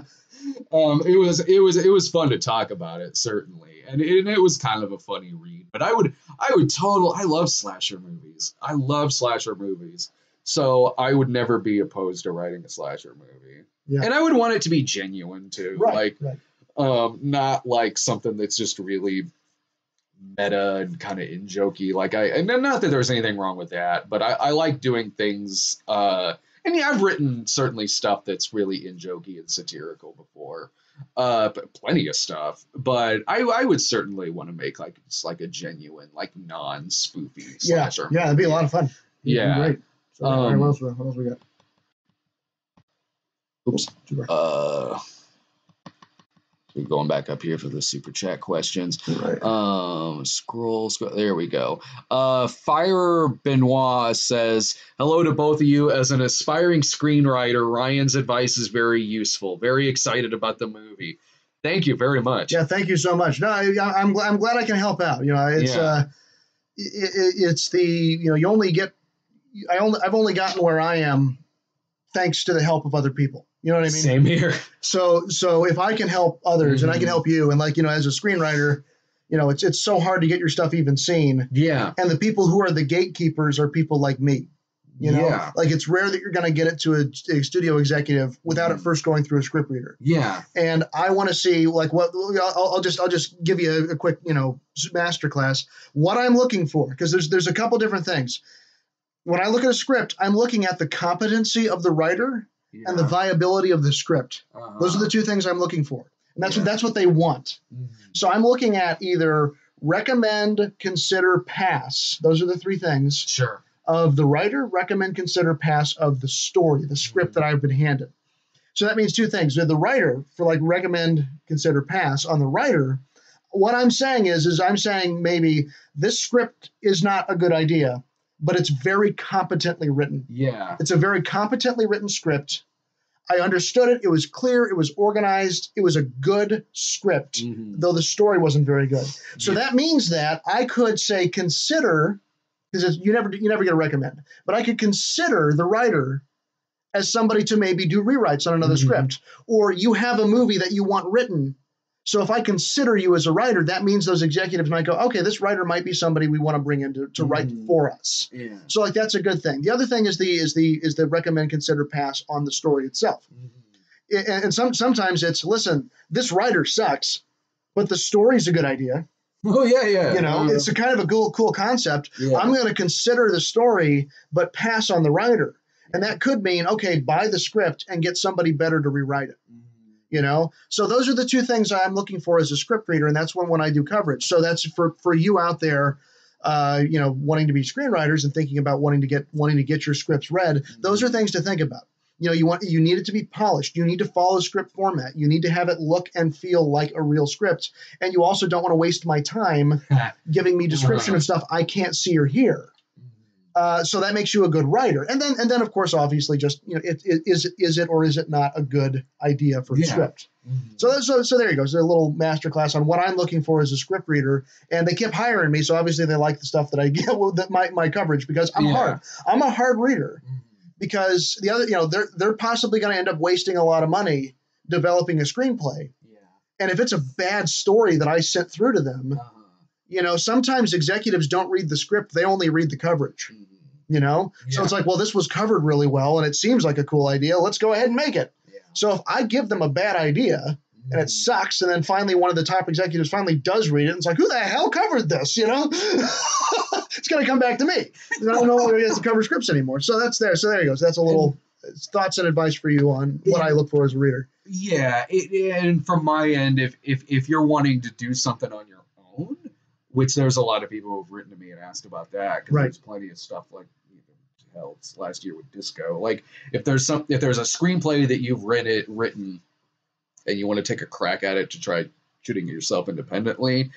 From my end, advice on that, and I've said this before at panels and stuff, always do what you have the means to make. Right. If you don't have the means to make it, if you can't pull it off, if the budget's too big, you can't do it on your own, don't do that. Say, save it for a later date, or I don't know. Like, know what you can make. You're totally bitching alien invasion film. Yeah, dude. Yeah. Hang on to that one. Yeah. Hang on to it. Don't try to make it with no money. So, right, exactly. Same thing to me. Well, what I always tell you as a writer, like other people that are writing, especially for our project, I'll say, go all out with your first draft. Creatively do what you think works. And then once I get it, I'll tell you what we can't do. Right. No, totally. So that way you can creatively be loose and free and do what you think works for the scene. And then when we come in, once I give notes and we go back, we talk about, well, we're really not going to be able to do this, or we're really not going to be able to do this. And then we hone it in. So, but you're also an experienced writer, and you are you already know kind of what we're doing. So it was a lot easier with you. But and we're much older filmmakers now. Right. I'm long past the days of 20s writer ego. You know what I mean? Right. So no, it's certainly I mean, hell, the first draft of the sequel to the Snob movie was going all out. It got really dark towards the end of it. Right. And creatively, it was pretty cool, but it just wasn't right for what we needed. It's. I think I even said that to you when we were having focus. I was like, I don't know, man. Is it too dark in the last 20 pages of this? At first, I was like, I don't know. It's pretty cool. Then as I'm reading it, thinking like, nah, it's weird. But luckily, with a project like this, we can pass it along to other people, and when they're all saying the same thing. Right. We got a lot of feedback that was very similar. And they liked it, but it felt wrong for this particular. That makes it easy to work with. Yeah, absolutely. So, Kieran Elliott goes, just happy to further support you guys. Already looking forward to what the next big project might be. All right. Well, thank you, man. Yeah, thank you. Thanks a bunch. Sorry, I think I skipped one. Or unless this just came through. I was like, I thought I skipped one at first. Okay. Let me. Okay. There's a couple others. Okay, Motorcycle US goes, curious, what would each of your pitches for a Western slasher be? Western is in cowboys and such. That's similar to a project that I've had written for 14 years. I wrote a movie when I was 23. Never did it because, again, we'd never had the means to make it. So why try? It's just something to hang on to and definitely be rewritten because I was 23 when I wrote it. But that class of 86 movie that we've tried doing something with for a while, and I still want to do something with it, albeit maybe as an animated series, a book, or something, just something with it. And that's a post-apocalyptic slasher movie. So that kind of goes along a little bit with Western slasher a little bit. There's no cowboys in it, but it is post-apocalyptic, and it also turns into a slasher movie, and we never would have had the budget for that. Okay, so it wouldn't be so maybe it wouldn't be a slasher film as much as it would be a killer monster film. Mm-hmm. And if it's going to be Western, okay, all right, let's see here. Let's think about this. Let's think. Okay, so if it was Western culture, like Manifest Destiny pushing into Native American territory, there is this old Native American legend called the Burr Woman. Now, the Burr Woman, and I forget exactly which culture she comes from, it's this little monkey-looking woman thing that would attach to people's backs. Right? So I remember reading this legend a long time ago, and so if we're going to talk about a Western slasher monster movie, okay, so what if these white settlers are pushing in to build a dam or to build railroad or something through this Native American land, and they were warned they can't do it, it's a whatever, but they push anyway.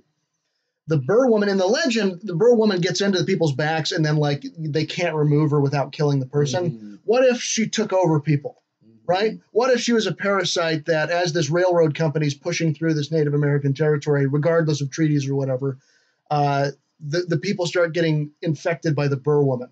Yeah. Yeah, and she starts attacking. Once they're infected with this thing, they become this supernatural monster that's trying to take out the railroad. No, I love that kind of thing. Like, honestly, Laura and I talked about, I know you and I have talked about this before too, like, because Laura and I were talking about this when we reviewed Overlord. I love it when a movie starts out as one genre and infiltrates another genre. So there you go. There's a pitch for you. Patent pending. We're writing it under. I don't know if that's the right word, but I mean, there you go. It takes place in the Old West. Yeah. It's a railroad company pushing through manifest destiny into this Native American territory, and they're like, "Screw you! We're just going to do it because we're Americans and we're white. We're going to do whatever." They're warned of this guardian of whatever, and she starts taking over their bodies and starts killing them, and that's what they have to fight back. I'm in a small boat on this. I don't know how you feel about this movie, but I loved Cowboys and Aliens. Oh yeah, the Harrison Ford, Daniel Craig movie, because it knew what it was, right? Yeah, and it also does something I like. The movie starts out as a Western. Yeah, for the first half hour or so of it, it is like Harrison Ford's kind of the bad guy. Yeah, he's chasing around Daniel Craig. Daniel Craig wakes up, loses his memory. And it is like this kind of gritty Western and then turns into a science fiction film. And I like movies like that, like the ones you just described. And Overlord the other day. Well, the first half of it's a straight up World War II movie. Awesome. And then they happen upon monsters. Yeah. We even do that with the two Snob movies are like that. Right. Both of them. Start out as one genre and then go twist into another, which is really cool. Yeah. So there you go. There's a free pitch for you on. This is a pretty good question. Eric Banks, if Kirk Cameron auditioned for a role in one of your movies, would you say yes? I said, "Are you sure you're in the right place, Mr. Cameron?" I would want to know that first. Right? Yeah. It just the preposterity of him actually wanting to be in one of our movies. I mean, if he really wanted to be in one of our movies. Sure. Why not? Why not? Yeah. I mean, sure. Okay. I mean, he knows the type of movies we make, right? Yeah. And has he seen my show? Has he seen our show? I mean, if he knew all that, he's like, you know what? I have shockingly a really good sense of humor about all this stuff, and I just love to be in one of your movies. I'd be like, suit up, man. Come on in. Okay. Sure. Why not? But I mean, if he was like, we're thinking about Kirk Cameron for a role, I'd be like, no. We'd say, hey, what do you think about this movie? And he'd never want to work with us. Yeah. I mean, even Jesus Bro, even if he got the point of Jesus Bro, I guarantee he wouldn't approve. Same with Sorbo. Same with Sorbo and any of those guys. We almost had Carmen, though, in Jesus Bro. Yeah, but he seemed good humored about it. No, totally. Yeah. He was totally good humored about it. Yeah. And his agent was really, really, really nice. And he's a guy who just he loves acting. He's done he's a Christian pop singer, certainly, but he's done some projects that aren't for religious films necessarily. And it sounded like he had a real sense of humor about it. With Jesus Bro, it simply came down to a scheduling thing. Yeah. That was it. He was on tour when we were making the movie. Right. But he's what I would work with him in the future. I agree. He's a different kind of figure than Kirk Cameron is. Yeah. They're both religious figures, certainly, but in a wildly different ballpark and catering to a wildly different audience. Right. Yeah. Yeah, Kirk Cameron being a part of our movie would just be a novelty for our fans more than it would be his fans. You know what I mean? Yeah. But again, if he reached out, I wouldn't say no. Yeah. Yeah, man, that would be really, really funny. Okay. Again, ask us if you want to ask us a question. Donate to our super chat in here and we'll see it and we'll get the questions asked. We're doing this for our Black Friday sale. Looks like we'll probably be going another 80, 90 minutes. We're promoting our Black Friday sale, which goes on from now through Cyber Monday. And if you want to take part in that, there's links in the description. You can get any of our DVDs for $5 over at the Kanaki address. It's there in the description. Or you can go to walkawayentertainment.com. Or you could also get them on Vimeo as well, and that's $5.99 each. And upon checkout, use the promo code Black Friday 18. Again, that link is in the description, and there's links to it on our. It's like the pinned tweet on our Twitter account, which is at the Cinema Snob. So follow us on Twitter. Follow us on Twitter, Facebook, facebook.com/thecinemasnob. Follow us on Instagram at thecinemasnob. Also subscribe to us as well. But yeah, it's fun doing this again. We did this a lot, promoting it for the movie. Yeah. This has been fun. I'm actually glad I could be here. Yeah. I'm trying calling in, and like I live in like the mountains where they're in California, and like it's a major metropolitan area, but for whatever reason I have zero cell phone signal at my house, which just sucks. So trying to call in and it just doesn't work. Xavier Corrales. Did you ever get that big name actor? How much of this can we talk about? We can say this. It's coming down to scheduling. It's a scheduling thing right now. Yeah, we're I mean, until it's in the can and shot, we don't want to tell you exactly what it is because I can tell you this. We have approached a lot of people.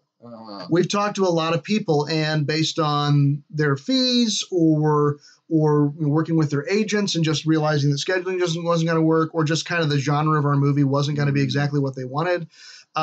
We've approached a lot of people. We've been in talks, but we have one who we are scheduling with.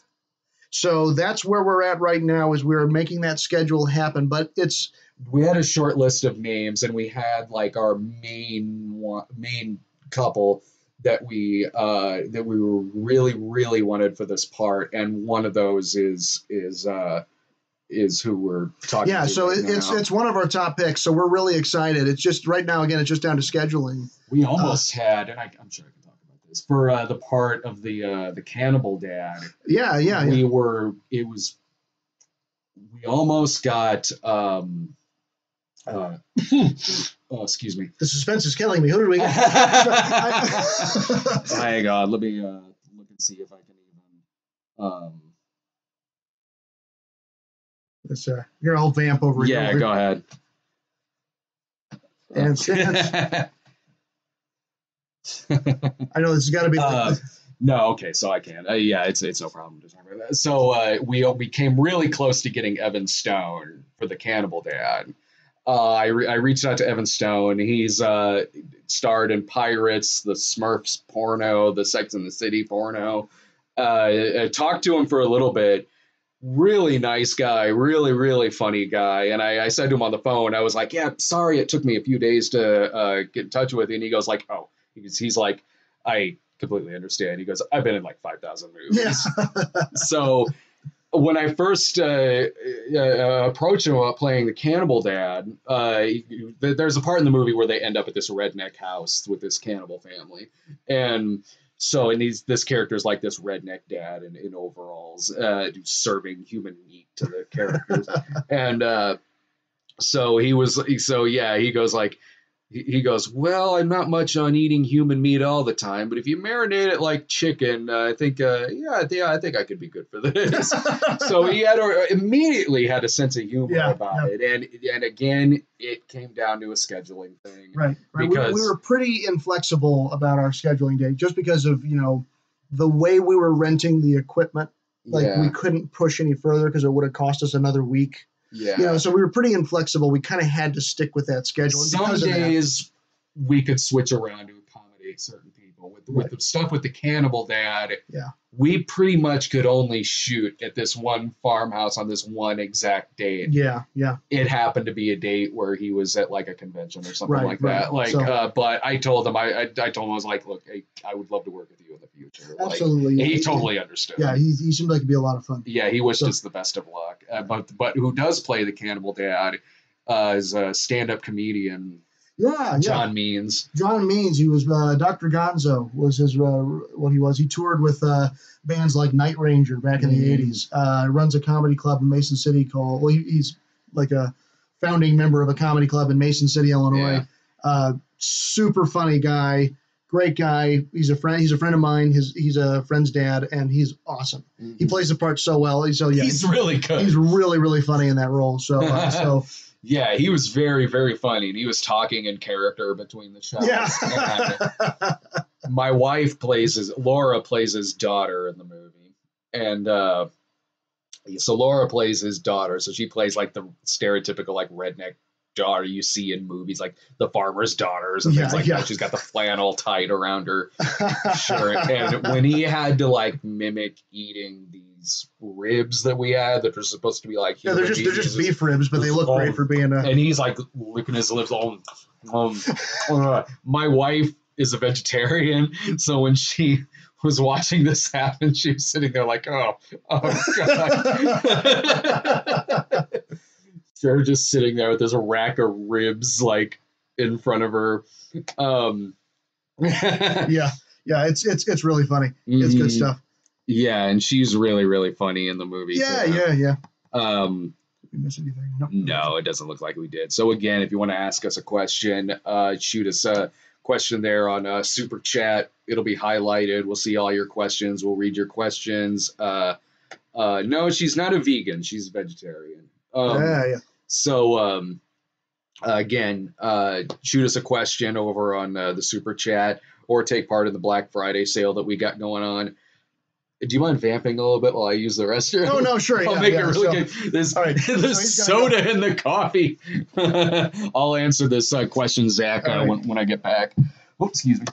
Unless you want to already take it. Well, no, I'll leave that one for you. No, this is the thing for our Black Friday sale, so we've got that going on till Monday, which is a pretty good deal. You can pick up kind of our entire library of all of our DVDs for, what did that be? Like $15-$30 or something like that. You can, Brad and his weak bladder. Exactly. Yeah. This is the one I deal with, fake people. No, he went to the bathroom. Yeah, no. So, so you're having a vamp. I have to come up with funny things to talk about. Right. Yeah, Laura's talking to me from from over there. So, but no, yeah. So get a chance there. You can also check us out on Vimeo, and you get with the promo code Black Friday 18. If you use that on all of our movies on Vimeo at checkout, you can get them all. They should all be for about $5.99. Is he coming back? There he is. Hey, he's back, everybody. I heard Laura come in and asked if I just left. Bye. So, Brad left everybody. I don't know what to do. So, we had a super chat question in here. Zach Caudell says, what's the best Texas Chainsaw Massacre sequel? I do like 2 a lot. Because 2 kind of has a lot of fun being really tongue-in-cheek with the first one. Because it's certainly a sequel to the first one, but it's a lot more tongue-in-cheek and it's a lot campier, so it takes on a different tone than the first movie had, and that was interesting. The first one's still my favorite. The first one's probably the scariest fucking movie ever made. I do love the McConaughey one, because he goes so batshit over the top in that movie. Like seeing Matthew McConaughey play like just this redneck Chainsaw Massacre cannibal villain with a mechanical leg and shit, just going full McConaughey in that movie. Right, yeah. I love it. That one gets trashed a lot, but man, and there's a lot of shit in that movie that doesn't make sense. But he makes that worth watching. I do kind of love that one. We just had another one too. Motorcycle US Ryan, how would you improve Friday the 13th Part 7, The New Blood? Oh man, have you even seen this? I don't know if I've seen that one. I feel bad. Okay, I'm gonna look it up. I can answer this. Okay, go ahead and answer. No, I trust him. His answer would be good for me too. Friday the 13th. Friday the 13th movies is my favorite slasher genre. So Friday the 13th Part 7, The New Blood, that's the one where it's like practically Jason versus Carrie, because the girl has like telekinetic powers and shit. She can move shit with her mind. Okay. I think I've seen this one. Sorry, keep going. There's a very easy way to improve this movie. Unfortunately, this movie came out when the MPAA was their most strict with slasher movies. Like pretty much everything had to be cut. Around this time. This movie was 87, 88. I think it was like 87 or 88 because Jason Takes Manhattan was 89. So the MPAA was very, very harsh towards that film. Like it's cut like a modern day PG-13 slasher movie. So and it's kind of distracting when you watch it. It's an entertaining movie, but you just know how much of this was shot. It feels like you're watching something that's already edited for television. Like, it's still an R because there's a lot of nudity in it, but the kills are really soft and edited in that movie. Now, the best way to fix that is to take all the stuff they had to cut out and put in the movie. Makes sense, even that, maybe that's easier to find now, but I recall, like, you can see the stuff that's cut out of the movie just as its own separate video or extra feature. And I'm like, why are you doing that? Just splice it into the movie. Yeah. Like, anytime I've ever found it, it's always like, maybe the cut out stuff will be on there as an extra feature, but like, just, I don't care if the quality is different. Right. Yeah. Stick it in there in the movie. Like, then, like, that's how you fix it. Release it uncut. Yeah. So yeah, that's an easy fix for Friday the 13th Part 7.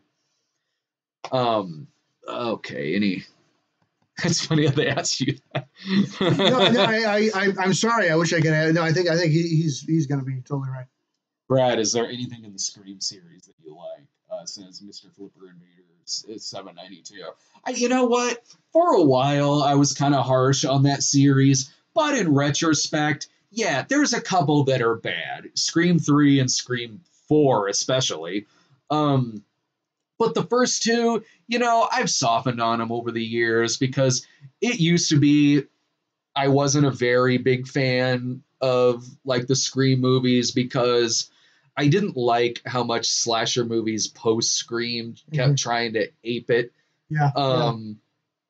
And so, like, that was an era of slasher movie that I didn't care that much for, really. But to look back at Scream, at least they were doing something clever. Like, at least they were trying to do something different with the slasher genre. Yeah. Also, it did have some likable characters in it. Sure. Which a lot of slasher movies afterwards really didn't. They would make their characters too obnoxious. Right. And you just spent the whole time wanting them to get killed. Right. And the first couple of Scream movies, no, they had very likable characters in there. And they were written pretty well. I remember when they came out, it would annoy me going like, why are you following rules of a slasher movie for? You're not in a slasher movie. You're supposed to be in the real world. But I don't know. I think I was being just kind of nitpicky towards that. Like, in retrospect, it's like, you know what? It's fine. Like, it was really trying to do something clever with the genre. So I've softened on at least the first two. But the third one and the fourth one are pretty bad. Or like even the meta jokes got really fucking bad in those. So yeah, there's good stuff I can say about those movies. So I did see a request. There you go. Oh, Finn Porter. I just want to hear Brad say my name. Love you. Hi, Finn Porter. Money well spent. Hell yeah. Yes. Yes, Scream. Okay, yes. I saw Scream 3 in the theater. And I think all of them I saw in the theater. That was the one where, like, I think everyone kind of thinks the same way about that movie. When the killer's revealed at the end of it, everyone is always like, who? Right. Who is that? I don't know who this is. Right. Like, it's such a non-memorable person who it turns out to be the killer at the end that you are left going, I don't remember who this is. It's rare that I've seen a killer reveal in a slasher movie fuck up that bad. Right. Where you're just like, fuck is this guy?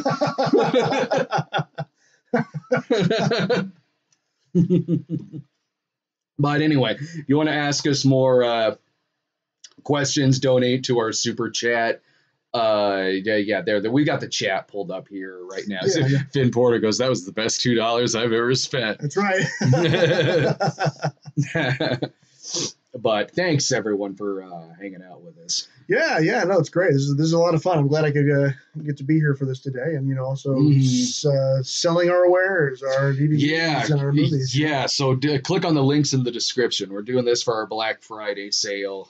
So all of our DVDs and everything are just $5. Go to Walkaway Entertainment to check that out. Also, the Vimeo site as well. Link in the description with the promo code Black Friday 18. It's $5.99 each for those. So when are you planning on diving into editing for? Well, I'm supposed to get hard drives today. Yeah. And then I fly back to LA tomorrow. So this next week is when I really am going to start really getting into putting it together now.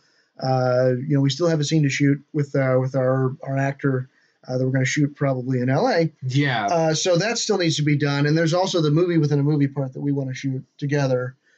So there's a couple little pieces left to be done, but I kind of intend to have a rough cut of this movie put together by mid-December. Mm-hmm. So have kind of a rough put together then, and then we can start finishing up the last few things we want to do to try to get, our release date. I mean, don't quote us on this, but we're looking for like a late March, maybe early April release, kind of where Jesus Bro was. Yeah, because Jesus Bro was an April release. That was on Good Friday. Right, exactly. We did Good Friday, which just turned out to be perfect. Yeah, I mean, in principal photography is wrapped. Yes, but we still have those couple extra things to shoot. Right. Like again, the fake movie within the movie, which is shot with like your handheld. Right. And also the stuff with the dad that'll be its own separate filming date aside from apart from when principal photography was. But so that's what we're looking at, around like a March, possibly a March, nothing specific. And like the other thing is that we by getting the rough cut done kind of mid-December, that means we can start honing in the cut and get it where we want, because then we start like visual effects. Yeah. Now the lucky thing about this film is that there's really not a lot of visual effects that need to be done.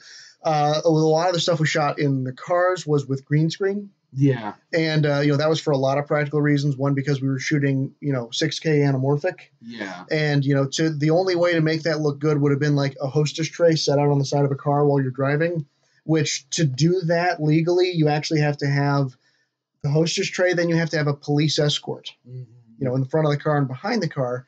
And, we had, a huge chunk of this movie was in cars. That would have meant we would have spent, thousands and thousands of dollars on police escorts to do that. So it's just way cheaper to just put a green screen up. And then, you can add a little digital shake in After Effects. And then also you can add, the car noises, and then just, it's a really, and there are shots of actual driving in it too. There's shots of actual driving. There's stuff, I mean, it's not all green screen, but a lot of it is just to save us. Like the nighttime stuff is not green screen. But like, a lot of the day stuff when they're driving, it's just background flowing by. It's like we could have spent your money and taken your money and spent thousands and thousands on to get a hostess tray, right?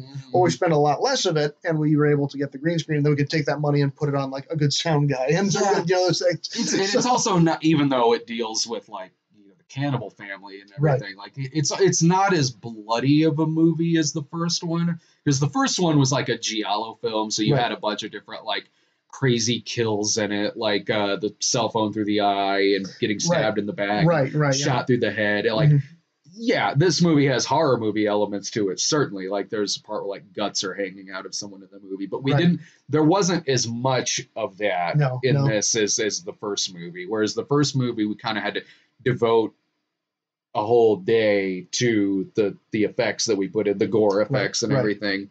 This one, we could do that in the same day we were shooting everything else. Oh man, I felt sorry for that girl. The girl is okay. So there's a part where it's showing like a victim of the cannibal family, and she's got like guts pouring out and everything. This was shot at night, on like the coldest night that we had. Yep. And she was, for this one shot that she's in, and she was barefoot. Me and Goodwin saw this, and we were like, he's like, oh shit, is she barefoot? And I was like, maybe she's wearing sandals. And I looked at like, shit, she's fucking barefoot out here. Like, I'm not going to complain about, not that I was complaining anyway, but I'm like, I'm not saying shit. Like, no, she committed to the role, and she was great. She was cute. She was exactly what we needed. She committed to it. She was there. She was awesome. She did a great job. The scene turned out really great. Yeah. It's a cool looking scene. No, it is. And those like guts, Dave did the guts effect for it. And it looks really, really cool. Like the guts that he put together for it. Okay, so we got a handful here. Yeah. All right. Future movie actor goes, can Sarah share her thoughts on Crimes of Grindelwald at some point soon? Also, I love Rugrats and would be happy for you to do excuse me, fighting back a belch there. Happy to do midnight screenings with you for a reboot movie. I didn't even know they were doing a reboot movie for the Rugrats. Yeah, wait, yes. They're doing a reboot of the Rugrats movie? I know there's the show. They're doing a reboot of the Rugrats show. Is that what they're talking about? Yeah, I don't know.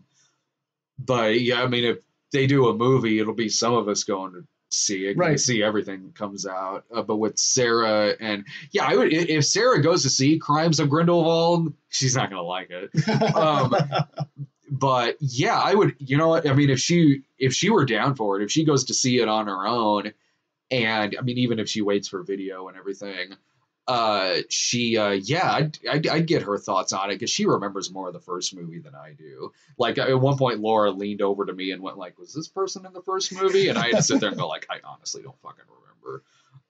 Right. So like, but the only reason why Sarah wasn't with me to go see it was because I've seen like 7 movies in the last 3 days. I had to cram a lot of movies that we missed from the movie shoot. I had to cram into like a couple of days to go see. And when I had to go see Crimes of Grindelwald like Wednesday or something. Like what? It was at a time when like Sarah was at work, and it was the only time I could see it because we had to revolve around the Overlord screening because Overlord was only showing once. It was just showing at like 5 p.m. So that was it. I mean, I was texting her about it.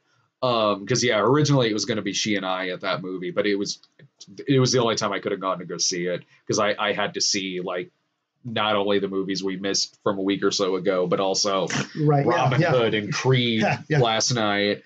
But no, if she would be, I'll shoot her a message about that, like because I would be down for doing like a separate video with her where she's talking about it.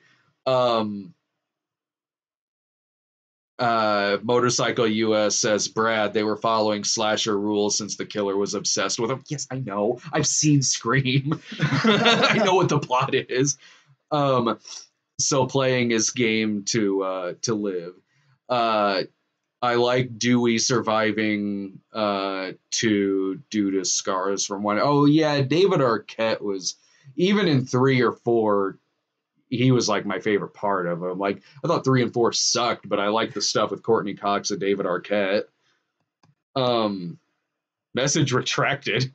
What was it? Zach Cardell goes, which of your own movies have you watched the most? I haven't seen our own movies in a while. Oops, sorry, I kicked the table. I can say this from the movies like that I've been the one where I was like directing and cutting. After I'm done with a movie, once I release it, I rarely watch it again. Yeah. Kind of because I've seen it so many times that it's not like I'm sick of it. I just like I know every frame of those movies. Mm-hmm. So like I went back and I watched the Cinema Snob movie recently. To prepare for the second one. I did too. And I was like, oh yeah, there's some fun stuff in here. I was like, this is funny. I wish we would have had a better budget. I was doing the same thing because it'd been 6 years since I'd seen it. Well, maybe sooner than that, but it had been some years since I'd seen it. And when I did the Snob episode on the first one, I watched it again and went like, there's some really funny stuff in here, stuff that I'd forgotten about really. But watching it several years later, it's like, you're thinking of like, okay, what would I have done now? How would I have written it now? Like, so I'd say, I'd be like, okay, I would have written this differently. I would have written that differently. And yeah, also thinking too, like, man, I wish we had the budget for for the one we had on I will say that Jesus Bro, after I released it, I screened that for a few people. And then also like, just rewatching, like I'll rewatch certain parts of it that are like some of my favorite. Like the last 10 minutes of Jesus Bro, I'll rewatch sometimes just because I'm so pleased with how all of that came together at the end of that movie with Skitch's score. Yeah. Like something I've been wanting to do for a very long time, well, since the movie came out, is I've been talking to Skitch about it occasionally, and I want to talk to him again, is releasing the score as something you can get. Oh, yeah. Because he did such a really nice job on that score. It's really good. And like, I would watch certain scenes, and then I have the tracks because I put them in there, and I'll go back and I'll listen to the tracks, and I'm like, this is beautiful. Mm-hmm. This is better than this movie deserves. Yeah. It's really, really good. So, there's those particular portions. Like, have I sat down and watched the movies from start to finish? I haven't done that in a while. But I'll go to certain parts, or I'll show people certain things. Mm-hmm. Like I said, the last 10 minutes, of that movie. I really, really love how that all came together. So I've watched that a few times, showing that to people. I mean, in my hard drinking days, I would drunk watch them a lot, just to like, I don't know, relive old memories or something. I don't know, but like, I don't drink much anymore, so I haven't seen the movies in a long time. Like, but I always loved Hooker with a Heart of Gold. Yeah, I always really loved that movie. That one I've watched. I've actually watched that with Laura. That's one where we got to do. We should try doing another series like that. No, yeah, it was fun doing like a series, chopping it up like that. Because I mean, it is a movie, but it was just kind of chopped up into 5 parts. Right. I do love Midnight Heat. Mm-hmm. It's amateurish as shit, but I really love that movie. But again, I just haven't seen them all. Like Laura's never seen Midnight Heat or like Cheap or something like that. So it's just it's been a while since I've seen them. You wrote a sequel to Midnight Heat, Lake City Blues. I did. That I have still on my computer that I still want to make because it's a pretty fun, gritty cop drama. And I was like, someday, maybe we could do. Yeah, I would retool it to obviously to where like it's no longer a sequel to Midnight Heat. It's just like we call the cop something else and we retool it as another thing. But no, I actually when we were moving, I found that script. Oh, you did? Yeah. No, I still have it digitally, and I'm like, I really like this script, and there's fun things I want to do with it. I am doing the next movie that I do. The next little micro budgeted thing that I do.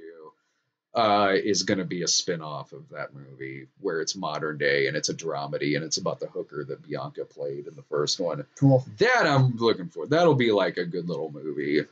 So I'm looking forward to doing that again. To doing that. As for favorites, I mean, Hooker, Midnight Heat, Jesus Bro. I have a feeling I know we just shot it, but I have a feeling this one's going to be like at the top. Another Cinema Snob movie. I agree. I think this is definitely our finest work. Yeah, it is. It's the best script you've written. It's the best looking thing we've ever shot. I think the character. It's good stuff. So, all right. Shark Poison goes, what did you guys think of the Detective Pikachu trailer? I'm not a Pokemon guy, so when I first heard of the concept of this, I was like, was this like a Funny or Die sketch or something? Mm-hmm. Like Ryan Reynolds is Pikachu.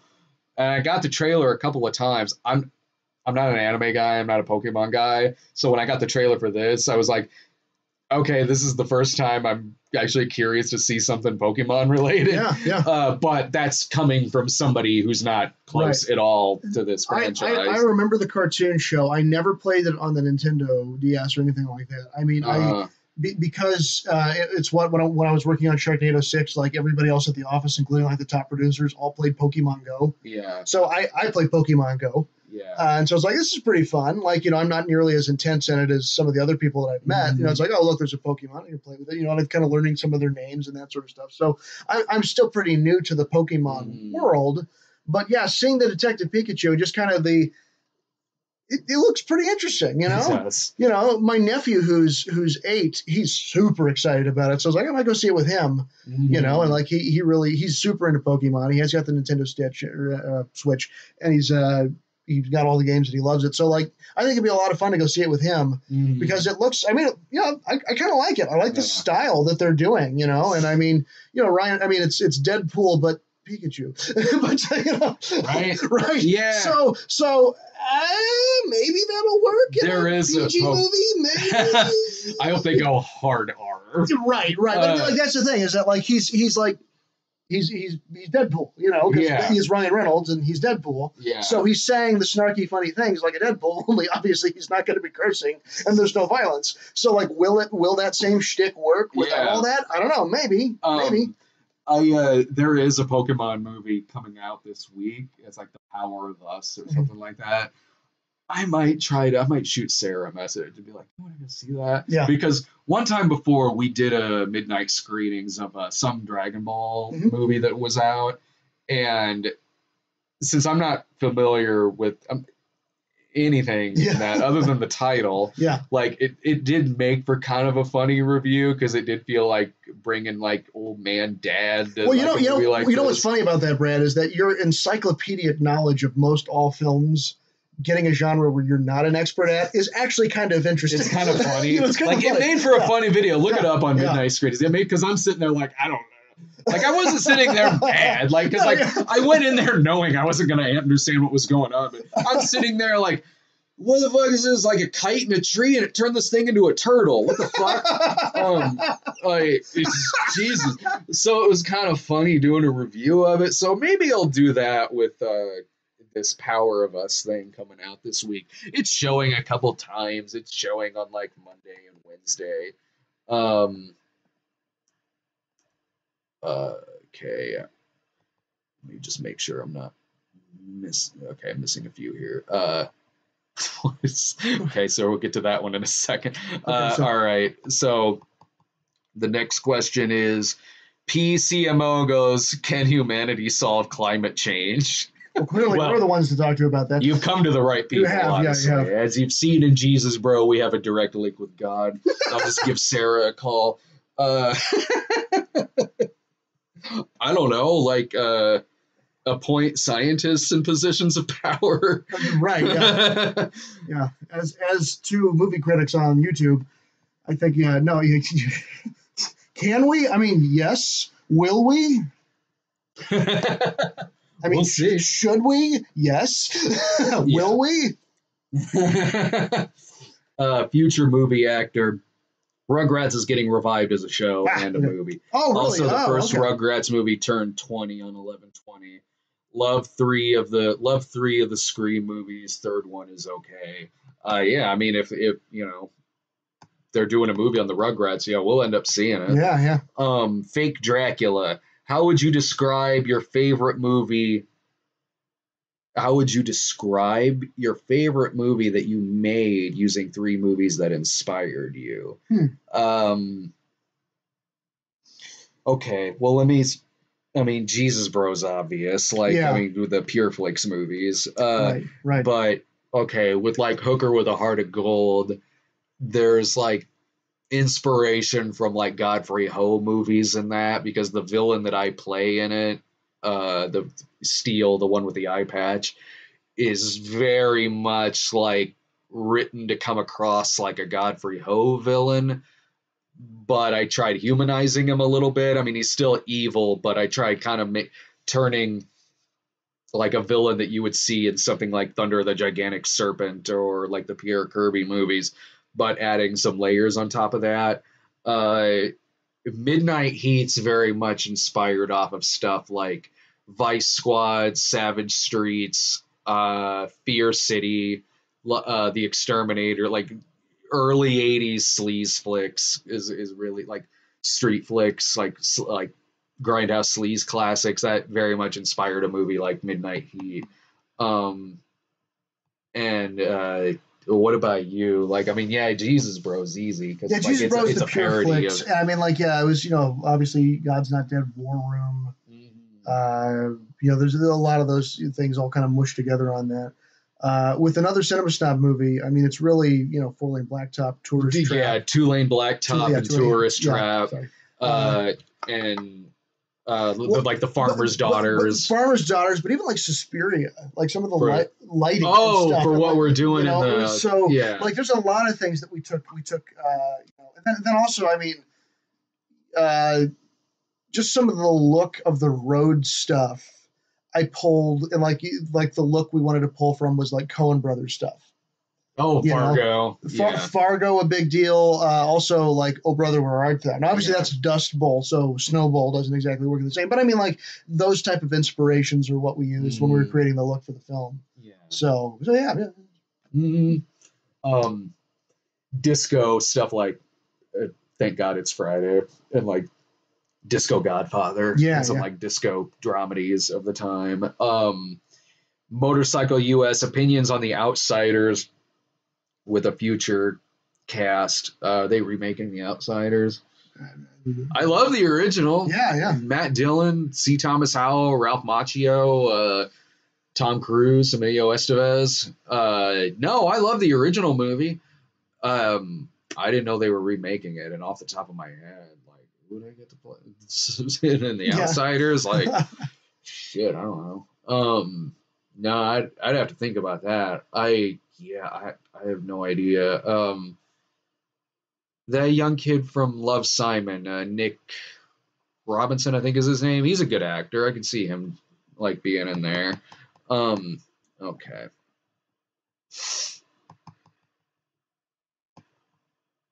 Most expensive Brad try that. Okay. Here's this is a good question. Konduchek, most expensive Brad tries item. I don't know if this was the most expensive. It probably is. I mean, well, the State Fair episodes are expensive because you're paying at a bunch of different food stands and also paying entryway into the fair. But most expensive item, probably that Szechuan sauce from McDonald's. That Rick and Morty shit.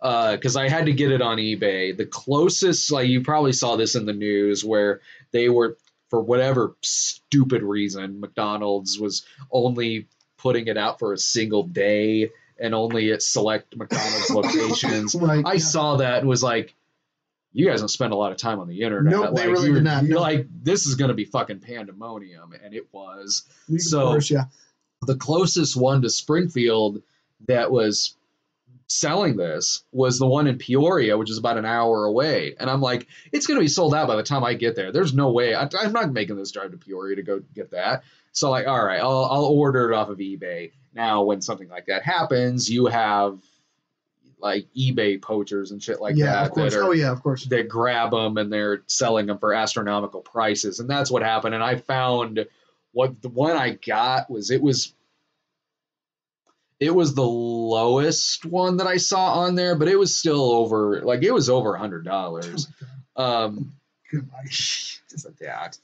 For this sugary plum sauce. Right, yeah. That was stupid. Like, I said, hey, it's for the cause, you know? But, no, yeah, like, it made, like, a good video and everything, but I'm like, I can go to the store and get Szechuan sauce. Why couldn't you put all this effort towards, I don't know, the Arch Deluxe or something? It's like, oh, check out our bring back campaign. We're going to bring back ketchup. Like, right. Ooh. Oh, thanks. I can't get that any fucking where. Yeah. Like, I can go to, like, the World Mart down there and get fucking Szechuan sauce. Like, oh, thank God. Like, yeah. And I'm also sitting there like, well, this was really fucking easy. Like, I wish it was this fan base that was in charge of bringing back Crystal Pepsi. It wouldn't have taken 20 fucking years. Yeah, would have just taken 5 minutes. Get Dan Harmon on the phone. Let's get him to talk about Crystal Pepsi again. Yeah, I mean, Crystal Pepsi's back, but it took 20 fucking years. Know, like, right? Can you mention the Arch Deluxe in an episode or something like that? Apparently, that'll get it back like that. And again, that's something that I can't just go to the store. I really want that Arch Deluxe, Rick. Please do it, please. Okay, Maury, let's go get that Arch Deluxe. And then, bam, internet explodes. Yeah. But Dan Harmon won't talk about that. I saw like an interview where they interviewed a bunch of stuff, and then they put like a title card saying he will not talk about the Szechuan sauce because he's pretty pissed about how that handled too. So.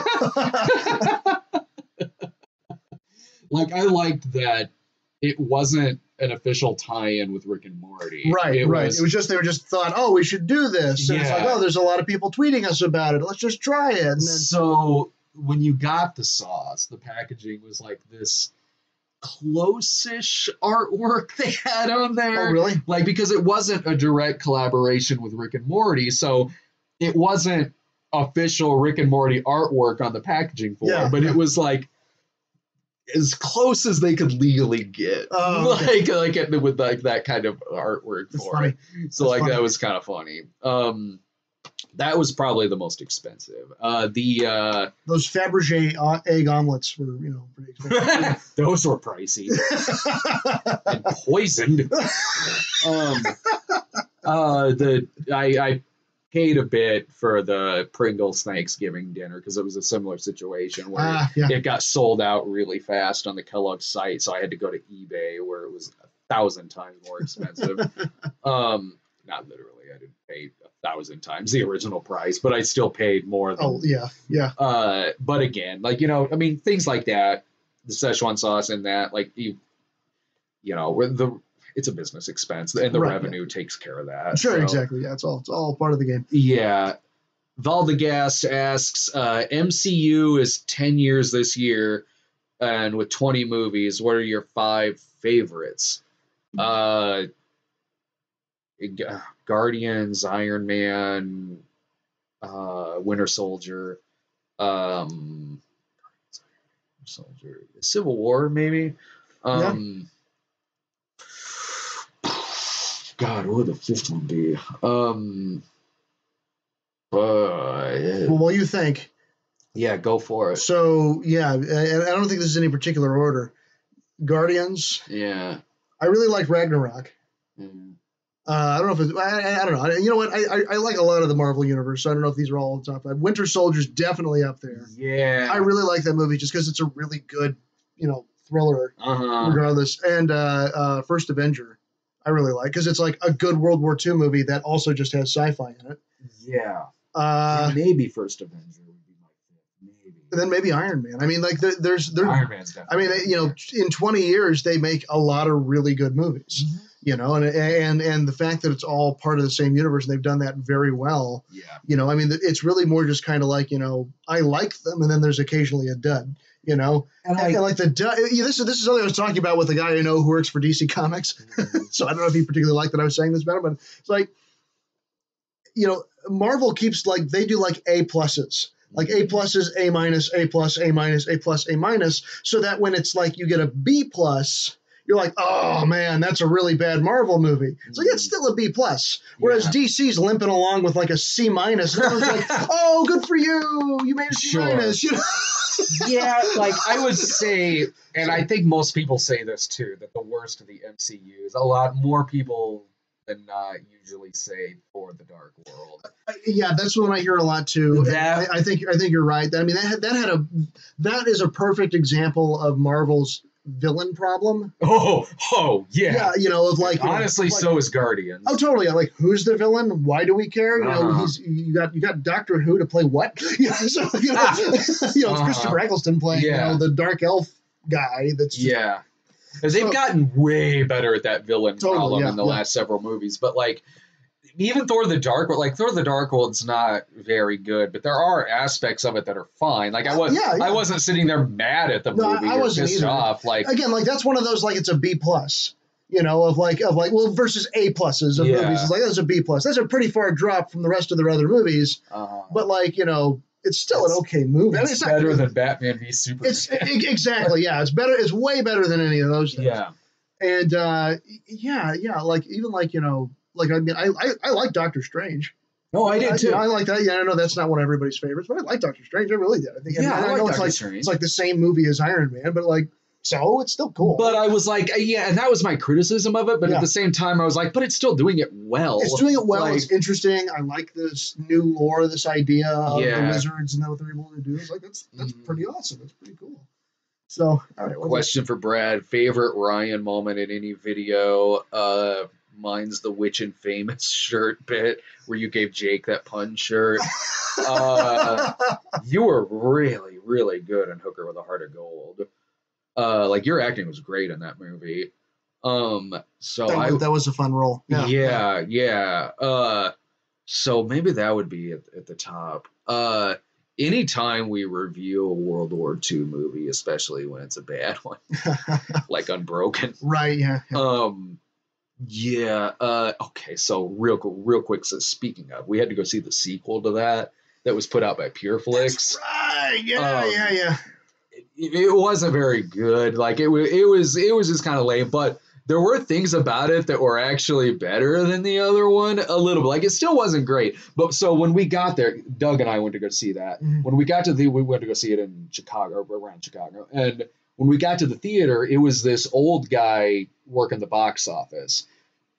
He had to be in his 60s. White hair, had to be in his 60s. And we're like 2 for Unbroken. And he's like, oh, have you guys seen this yet? And whenever that happens for a movie like this, we're like, what kind of answer does he want us to say? Right, because I've run into that a lot.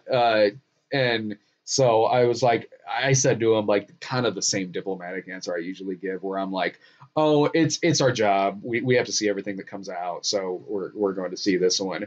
And then he goes, and then the guy, he literally goes, oh, okay, it fucking sucks. He goes, I saw some of it on my break. God, what a piece of shit. And Doug's sitting there like, yes, because he wanted to go see like just like a really bad PureFlix movie. Yeah. And then was mad when the movie just turned out to be just kind of forgettable. Yeah, like, God damn it, I want to see one of these terrible old-fashioned ones. But yeah, we laughed when this guy said it. We brought it up in that review too. Okay, this is a reference to. I'll get to that in a second.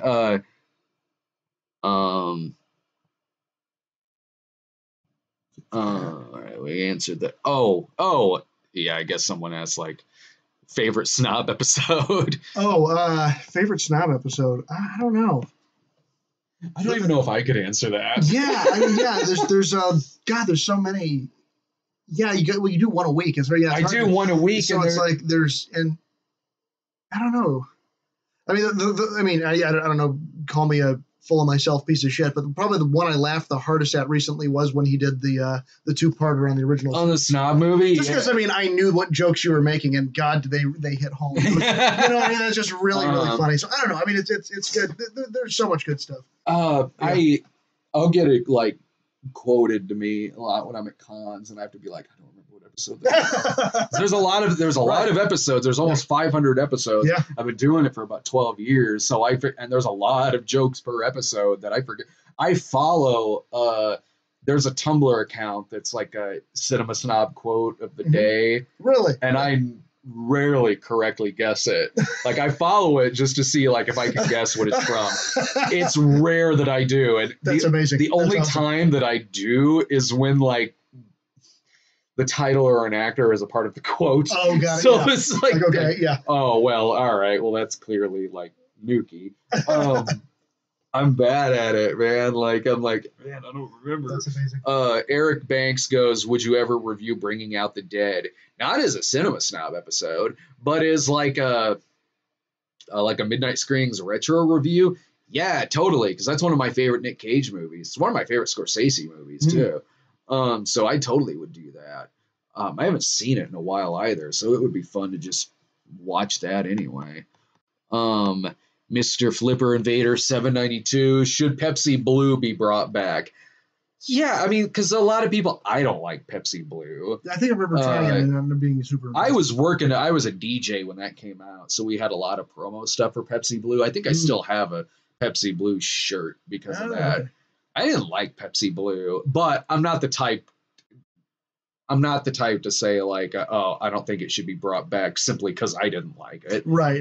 Because totally it should. Because there's a lot of people who liked it, who have fond memories of it. So yeah, of course it should be brought back for people like that who enjoyed it. Right. I didn't care that much for it, but that was just me. There's a lot of people who didn't like Crystal Pepsi, right. But I'm glad it got brought back because I loved Crystal Pepsi. Trying to get my wife to try Crystal Pepsi, she's like, I don't get it. What's the big deal? I was like, it's delicious. It's fantastic. It's clear. It's clear. It's clear cola. Why is this not blowing your mind? Like, you're an idiot. And I was like, I know. Invisible cola. You know what? There are countries, I think, where you can still get Pepsi Blue. Like, it's not called that. Like, there's, I think in Malaysia, because I ordered one several years ago. It's called Pepsi Gol, Gol. I don't know how easy it is to find, but someone sent it to me, and that straight up, yeah, it was Pepsi Blue. Nice. So I don't know. So you might still be able to get it in some other country. That happens. Like there was the whole I mean, Surge is back now, but like before it came back, there was a big Bring Back Surge campaign, and you could still get Surge, and you had to order it from Norway. And it was called Urge because that's where it originated from. It's called Urge, and it was also a different color. But it was Surge. Still same logo and everything. And even around here for a while, you could still get it because they renamed it Vault. Oh, right. Vault was just Surge. Yeah. Fake Dracula. Have you all seen Moral Oral? I used to watch that. That was really funny. Yeah, that was a funny show. That was, what's his name? He was on Community. He played Starburns. Yeah. No, that was that was a funny show. I thought that was a funny show. I mean, especially if you've seen a lot of, if you saw like Davey and Goliath. Right, exactly. That sort of thing. Saw a lot of things I did when I was growing up, like religious children's specials. Like I wasn't raised religious, but I did grow up kindergarten through senior going to religious schools. Yeah, yeah. So while my home life wasn't very religious, my school life definitely was. Like I took 12 years of like theology courses.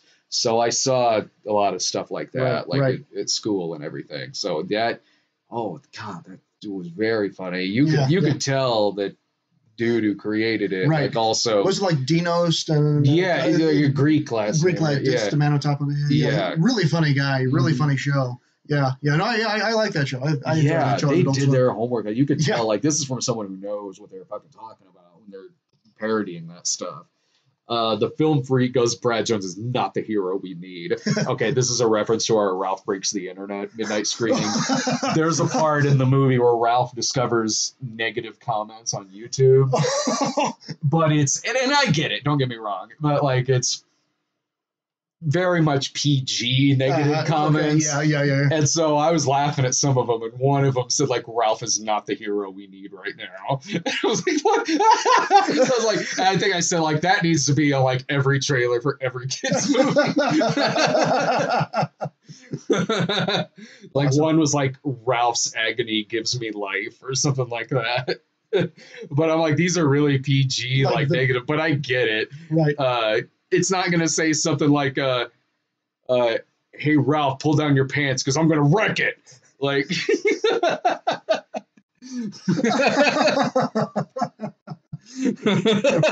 probably not. Yeah, probably. Now that would give me life. Right, yeah. Okay. Christopher O'Brien, Brad, in retrospect, your thoughts on probably my favorite snob episode, Cruisin' 57.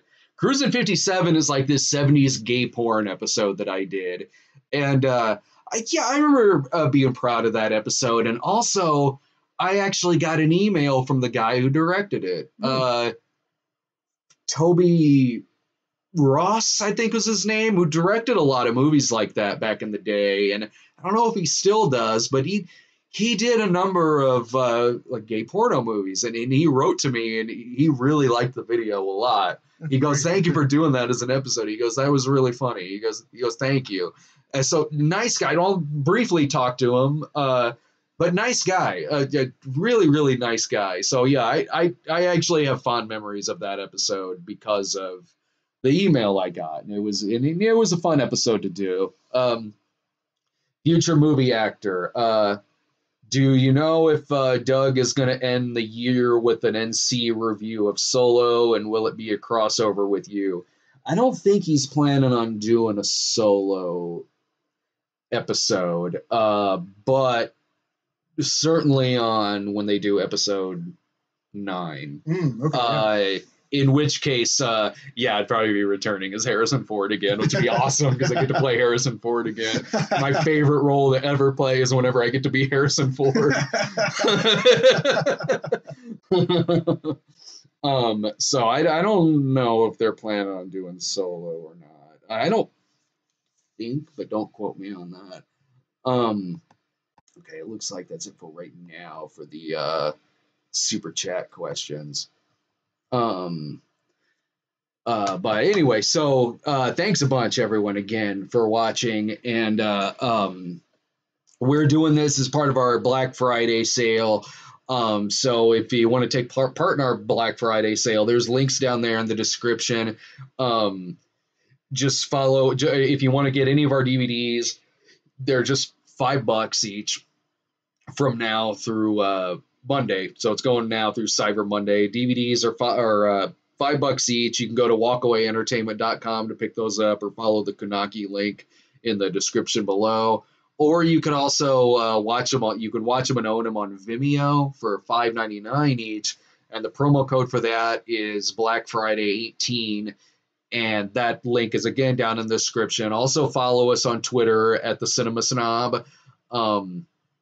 So the links are on there. They're also on our site at thecinemasnob.com. And Future Movie Actor asks, will you do a review with Sarah and Laura sometime?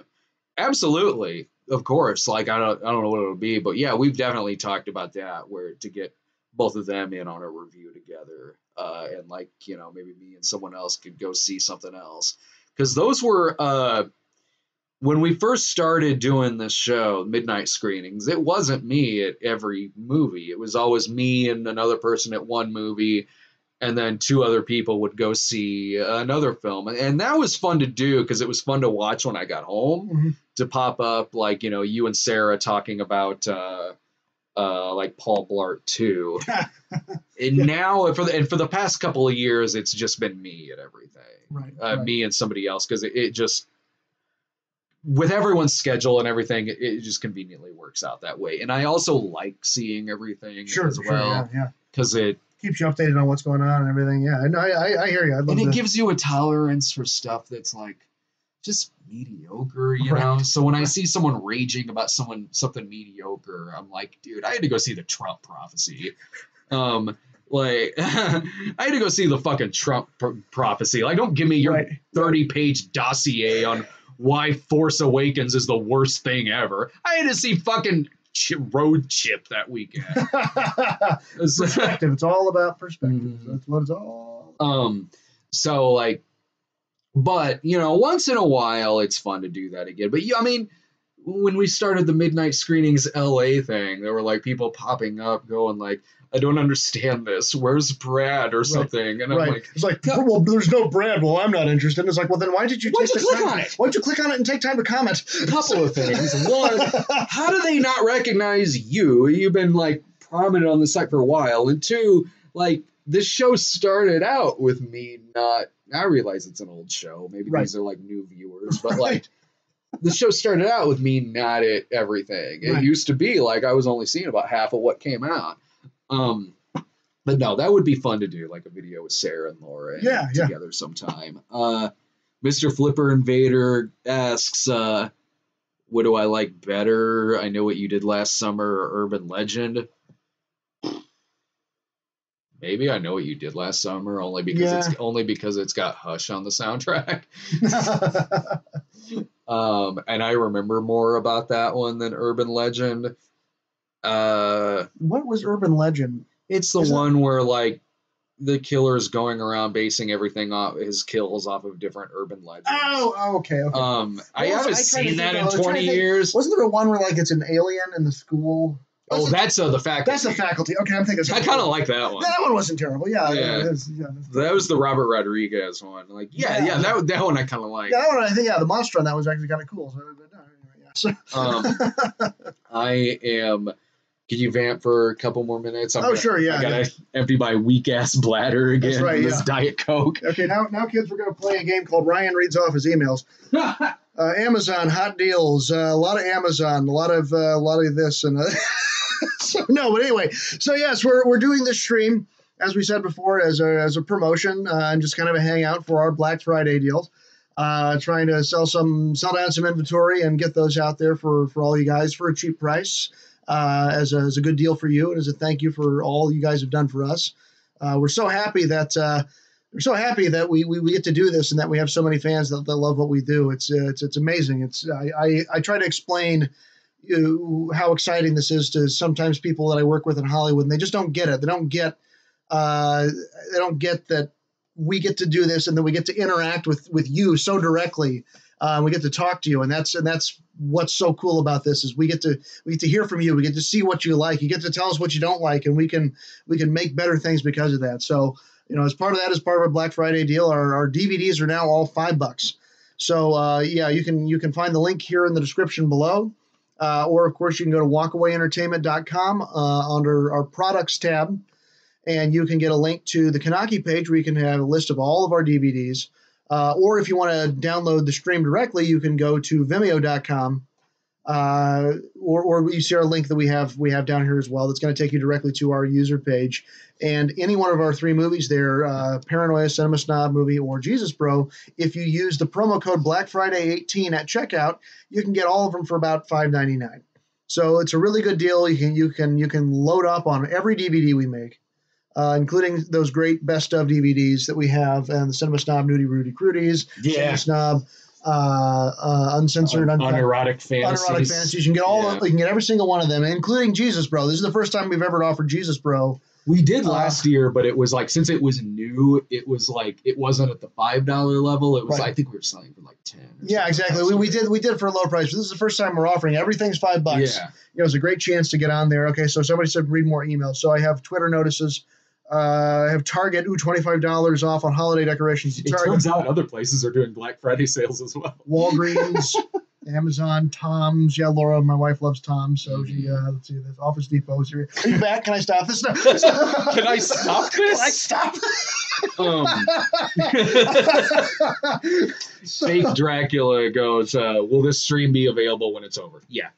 Some of the streams we did during the Indiegogo got picked up by like Content ID. Oh, really? Yeah, because of some of the Snob episodes we showed in there. Oh, funny. Like the game stream did. I still haven't been able to put up the game stream that Gino and I did.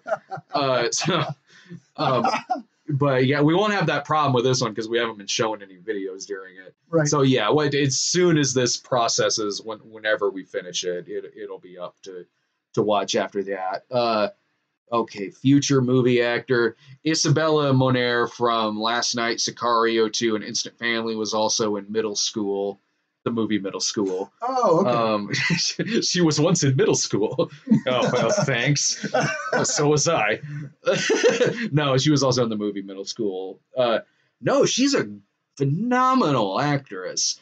Brian and I even said that when we saw that last Transformers movie. She was the little girl from that. Oh, yeah. The movie, the trailers made it look like she was the lead, and she's really only in like the first half hour, and then they like get rid of her and she comes back at the end. But like, yeah, she was like, watching that, I was like, this is a really talented actress. She is giving it her all in this movie. Right. Like, so it's really cool to see her in like Sicario 2, which she was great in, and Instant Family. She's excellent in that movie. Like, this actress is definitely going places. Like, she is great. She turned in a 5-star performance in Transformers 5. Right. Which, okay, so what are your thoughts on the Bumblebee trailer? I think it looks really good. Like, this is the weird thing. Like, especially after watching Robin Hood last night, I was like, there's more character development in the Bumblebee trailer than there was in the entire Robin Hood. Yeah. Oh yeah. You know, it's like there's actually a character there, and like, wow, this actually looks character driven. Yeah. Like, I mean, shocking. I mean, trailer. The movie could be totally different, but I mean, like, this actually looks like a compelling weird. You know? Yeah. Okay. No, sorry. I wanted your opinion on that. I also love the idea of there being like a genuine Bumblebee friendship movie. Yeah. Because Sam Witwicky was fucking abusive. Right. Yeah. Like, I hate Sam Witwicky. I think he's one of the worst protagonists in like 20 years. Right. Yeah. So, no, but Haley Steinfeld. Steinfeld. She's great. She's a great actress. So I'm excited it's her. And it seems like a genuine, like, buddy type of movie with. It's like that sounds watchable, at least. Yeah. And like maybe even possibly good. It's got like a good team behind it too. Yeah. On the writing and directing end. So I'm genuinely excited in a way that's like, I think it has a chance to be really, really good. Right. Versus, was I excited for Transformers 5? Yeah, in that, like, what insane bullshit are they going to do with this? Like, so, yeah. But I mean, like, but that's a totally different reason. That's just like me and Brian going like, oh man, I can't wait to see this bullshit. Right. Like, this looks genuinely really, really good. Okay, cool. Sorry, I'm just scrolling through on and I understand being cautiously optimistic about it because the other movies that came before it. So I understand that. But it looks like, even if it turns out to be a disappointment, like, let's say it's not very good, it is probably still going to be a better film than a lot of the other ones that we got. It just might be a disappointment, but I can't fathom how this would possibly be worse than 2 and 3. But again, like what they're doing, and this is a very good thing, is that it's about it's about two characters. Yeah. Yes, there's a lot of other crazy shit going on, but at least by the trailer, it's about her and Bumblebee. Yeah. And it's their friendship. Mm-hmm. You know, yes, there's world ending and big war and John Cena with tanks and stuff, but it's really about those two characters. And like, that's the thing about any movie. It's got to be about people. It's got to be about a character, and like, you know, her going through her thing and then helping Bumblebee, who's this hero that I mean, like, that's good. I mean, that's Iron Giant level shit. You know what I mean? Like, that's a, you know, if you can make me think that this is like Iron Giant, you know, a little kid runs into a giant killer robot and they have a wonderful, sweet friendship out of it. Holy hell, that could be good. Like, that could be really, really good. So who knows? There's a rumor that this could be a rumor that like John Cena is going to turn out to be G.I. Joe or something like that. Oh, I had heard a rumor that they're going to try to make it into a Hasbro extended universe because the G.I. Joe and then Micronauts are all part of the Hasbro extended universe that they're trying to do because they're rebooting G.I. Joe. They're not the Retaliation is not. I mean, they're not going further with that. Yeah. They are making a Snake Eyes movie. Oh, okay. Which I think is actually a pretty good idea. Yeah. I mean, I think the best parts of those movies has been like Retaliation. The best part of it was really Snake Eyes. That was one you guys saw. Yeah, I saw that with Irving. I was at the host that night, the Stephanie Meyer movie. Oh, right, yeah. No, you know, the thing is that, I mean, I love G.I. Joe. You know, this has been well-versed because we talked about it there. I love G.I. Joe. I have toys. I have the USS Flag. It's in storage. But, you know, I have that. You know, so I love G.I. Joe. So, like, that movie was a passable G.I. Joe kind of movie. So, but rebooting it and saying, let's just do a Snake Eyes movie, I think is a really good idea. Mm-hmm. You know, because you can do a badass ninja movie and you can have maybe other G.I. Joe things in the background, you know, like, oh, he still works for G.I. Joe and like they have tanks and planes off somewhere. But really, it's about this badass ninja doing ninja things. Cool. I think that's kind of a cool idea. Do you see them trying again with the Dark Universe thing? Well, I think that's probably what they're going to do is that they've got John Cena in Bumblebee. And maybe he's going to be G.I. Joe or something. I don't mean that. I mean, like, literally, do you see them doing something else to try to make the Dark Universe thing happen? Oh, to bring back the Dark Universe? Yeah. I don't know. I mean, Mummy was such a hard hit for them. Yeah. Because just for so many bad reasons. I mean, everybody wants. I mean, Marvel is just killing it. Yeah. And everybody's trying to be like Marvel, and then like Disney, even Star Wars isn't matching up to Marvel. You know, it's still a Disney property, but like with the poor results of Solo, they were starting to wind back. You know, I mean, they're still making a bunch of stuff. There's still the Mandalorian. There's still the series. There's still, they're still doing stuff. But had Solo been a big success, I mean, we'd been getting like 2 Star Wars movies a year. Yeah.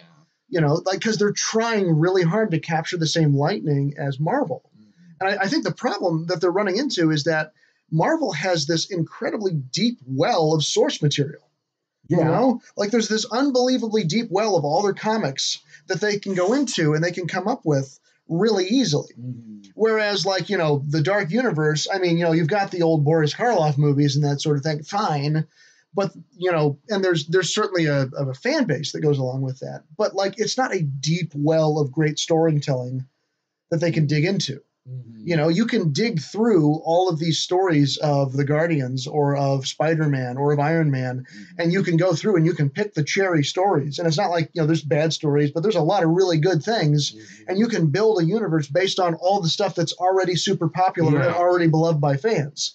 And then, you know, because they took so much time to plan out their phases. Yeah.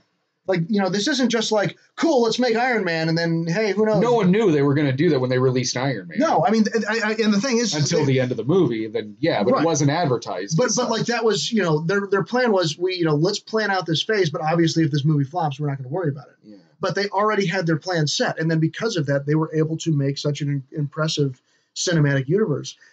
You know, other franchises are going to have to take that level of planning. Some things there's been a couple things that have done it well. The Conjuring has made I mean, like the first Annabelle wasn't very good and the Nun wasn't very good, but both were wildly successful on the financial end.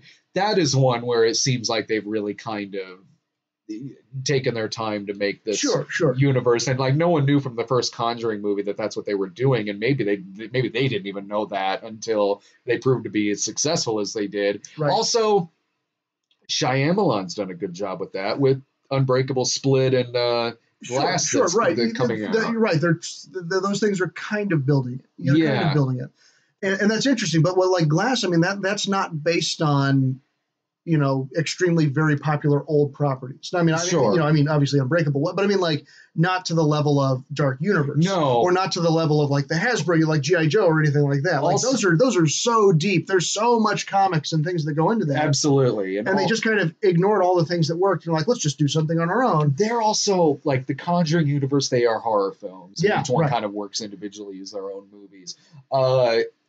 Split and Glass look like it's certainly them doing their own thing as well. Right. Whereas with Dark Universe, they tried making that a Marvel movie. Right. They had Dr. Jekyll and Mr. Hyde as like the Nick Fury type character, and they were turning it into an action movie. It wasn't a horror movie. They turned it into this like big Marvel type action movie. Right. And I kind of would like to see them try it again, only now knowing like, okay, let's see if we can try to salvage this, like in the next one they could make by actually making it into a horror film. Like, let's say like the next one was going to be Bride of Frankenstein was going to be the second one that they did. I want to see. I want to see if they learn from the mistake that they did from The Mummy. Like, okay, I mean, maybe. I mean, the thing is that like it's still their property. Universal still owns that. They're not going to lose it anytime soon. So they're gonna look at it. They're gonna see eventually whatever box office receipts they're going to do, and then what they might do. What they might do is come back with a far less ambitious film. Like say, okay, let's instead of making the outrageous, huge budget, crazy action film that was The Mummy, let's revisit this universe, but do it on a much smaller scale. Yeah. Let's instead of it being just bloated, action sequences, let's cut it back. Let's get a really good director, a really good writer to come in and make a really compelling film that people are going to like. Do a Bride of Frankenstein, but instead of have it being, crazy, airplane crashing, explosion, mummy, having it be a character piece. Not like a full, but I mean, like, really just go all in to make it like, wow, what a good movie. You've got to see this type of movie. No, it's not crazy action, but it's the same universe. So you can have the mummy show up in it. You can have Tom Cruise in it. So it's still connected. You can still have the Jekyll and Hyde in it, but it's not about, we've got to save the world and, blow up half of, everything. No, it's much more an intense character piece. Yeah. So, I mean, that's kind of what really saved, Shyamalan was working with Blumhouse. Blumhouse, which always works with a $5 million budget and rarely anything more. Blumhouse they give him $5 million to work with, and that's it. And they keep him on a leash. That is really that's part of what saved this guy's career. I agree. And I totally agree. Yeah. The Visit I fucking loved, and I loved Split, and I'm really excited for Glass. It's good having someone like Jason Blum, who's a pretty brilliant businessman. Like, it is pretty good for these stories to have somebody like that. Absolutely. And if they went into a mindset like that with that universe, with the Dark Universe, they could certainly salvage it. I don't know if they will. No, because the thing is that like Blumhouse can do $5 million movies because they're not Universal. Exactly. Universal has to make a $100 million movie that makes $1 billion. They have to. They have shareholders to respond to. If they're making little movies with little returns that are supposed to be tentpole movies, well, that's not good for their business model. They have to make big budget blockbusters to keep their investors happy. I mean, if their stock takes a little tumble, all of those executives are getting fired. So they have to be pushing big budget things for a ton of money that's going to make them a big return. So it would have to be a sort of thing where they relegate the Dark Universe to some little section of their slate where their big budget blockbusters are going in a different direction, and some tiny little, like almost the independent version of them takes it over to do like a Blumhouse. Do like you have $5 million to make Bride of Frankenstein. And I think that could be a really cool movie. No, so a $5 million Bride of Frankenstein. Yeah. I mean, because you're not doing tanks shooting at planes and blowing up you got to focus on storytelling. You just have to focus on storytelling and how did you become. I mean, like there could be some cool stuff in there. Yeah. But yeah, that's how. My opinion, that's how you'd want to save something like that. But I mean, will they do it? You're right. I don't know. I mean, they've got too much invested in it being a tentpole. They're global movies. Right. A movie like the movie, it's also for an international audience. Right. And if the international returns were astronomical, it actually that's why there's 5 Pirates movies. Exactly. Like because those are huge international hits. And why there's probably going to be another one, I think. I think they are talking about making another Pirates movie. Right. Because you're not just selling to an American market. You're selling to Europe. You're selling to Asia. China is such a huge emerging market for movies that China's making their own movies too. So so it's now just not only is it like, oh, we just sell China, it's actually making movies that are going to compete in China. Yeah. Because they're making their own movies and their own movies are actually pretty good quality. So it's a different world when you're dealing with that scale. Yeah.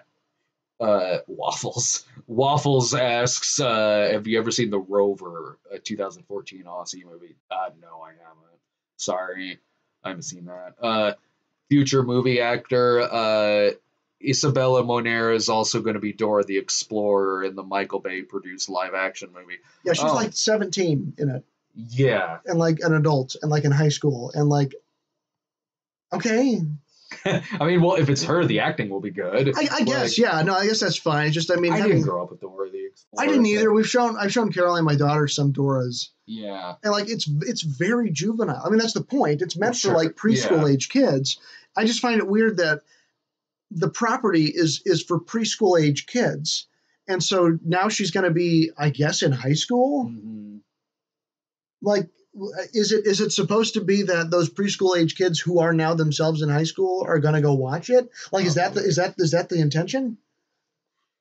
With Michael Bay producing it and that she's in high school, I bet you it's also so they can, how do I put this, sexy her up a little bit. She has boobs. And that's the thing that I remember seeing the first. I was like, Dora has boobs. And she's a very pretty girl. Yeah. But it's like, I'm like,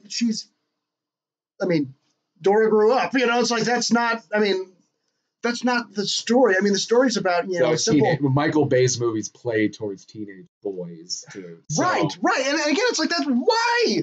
That's not what Dora's supposed to be. I had the same weird thought of like, why? Yeah. Like, I mean, there's probably plenty of great 8-year-old actresses that could play younger. That could be a young Dora doing a young Dora that's supposed to fit and feel like the character. But instead you have a teenager, a very pretty teenager, playing her in high school. Why? Other than just for the just the sexualization of her to make to sell to teenage boys. And it's like, come on, man. Weird. It's weird. It's weird. I don't know much else about this movie other than they're making it, and I think I might have seen like a still shot pop up on Twitter. Right? Yeah, they released a still of her dressed as Dora, and that's what The future movie actor says Mackenzie Foy from Nutcracker was also the daughter Renee. Oh yeah, I knew that. She's the main actress from that new Nutcracker movie. Yeah, the little girl in Breaking Dawn Part 2. Yeah, Nutcracker wasn't very good. I enjoyed it for what it was. Oh, did you like it? Well, let me put it this way. It's kind of the thing where if somebody comes to you and says, I want you to make the Nutcracker, but it's not the music, it's not the ballet, but it needs to have all the same characters. Right? So, like, with that, because that's what it was, clearly. They came to them and said, this needs to have all the same characters, all the same characters, but it's not the ballet. Yeah. How are you going to do it? And I suppose for that reason, it's like, all right, I guess I kind of see what they did there. Like, I mean, like with those restrictions, it had to be a sequel of the ballet.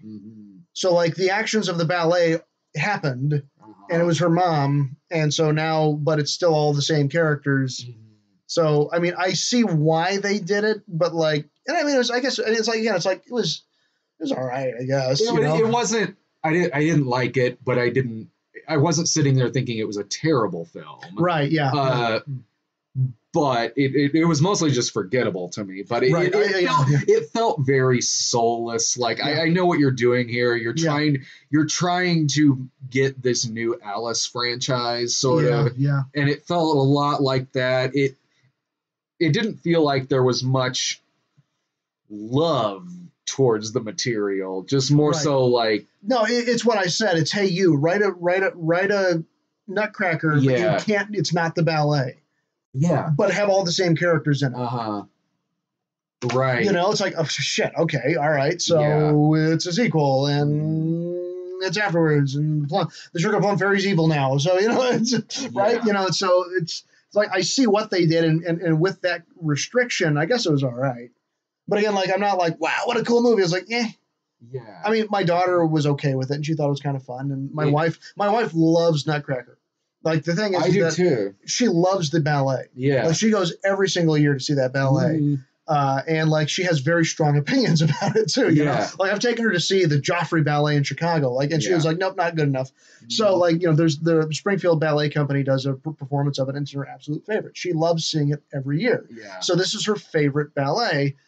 And so, so I was like, the real judge of this is if Laura likes it or not. Yeah. And so she did. I mean, and again, same opinion of mine. She was like, it's all right. You know, it's like, I didn't hate it. It's like, I wish they would have used more of the music. It didn't go like full futterwhacking on like obnoxiousness. Right, exactly. Yeah, and that's the thing. It wasn't like as offensive to the eyes as like the Alice in Wonderland remake. So, so yeah. Nah, it was just.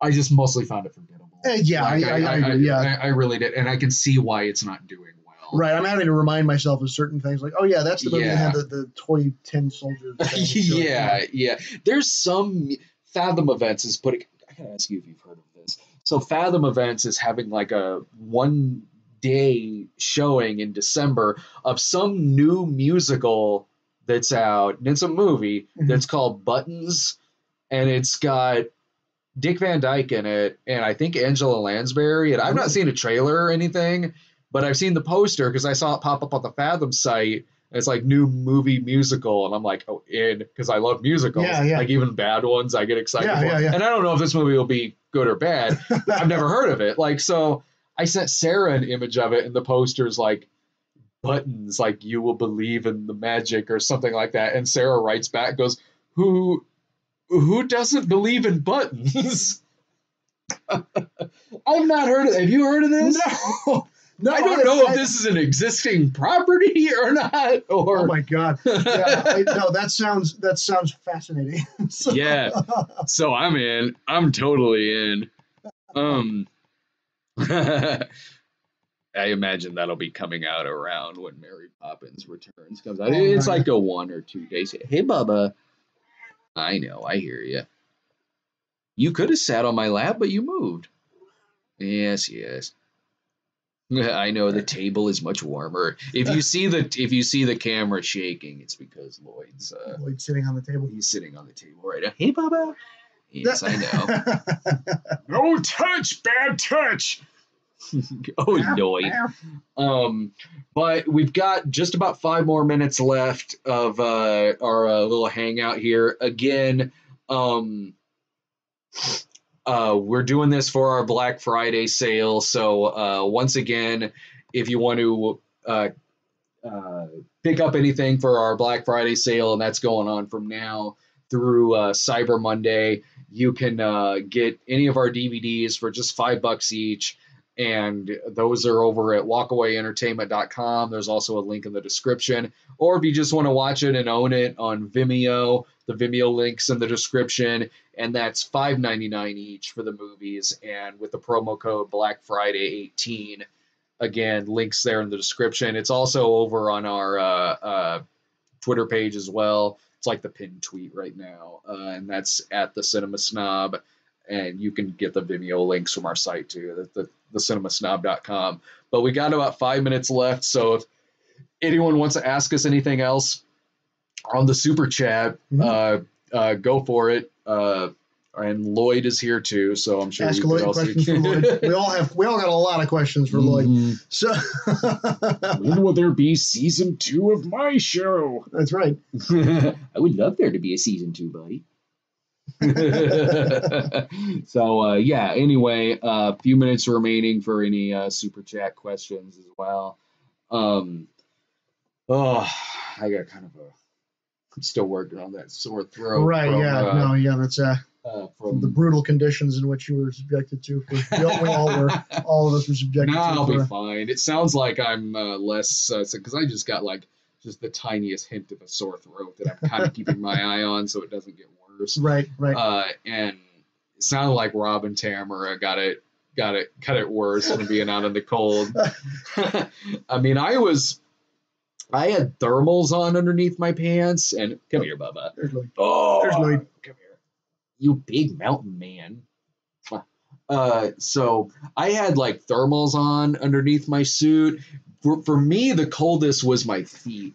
Yeah. By far and away was my feet.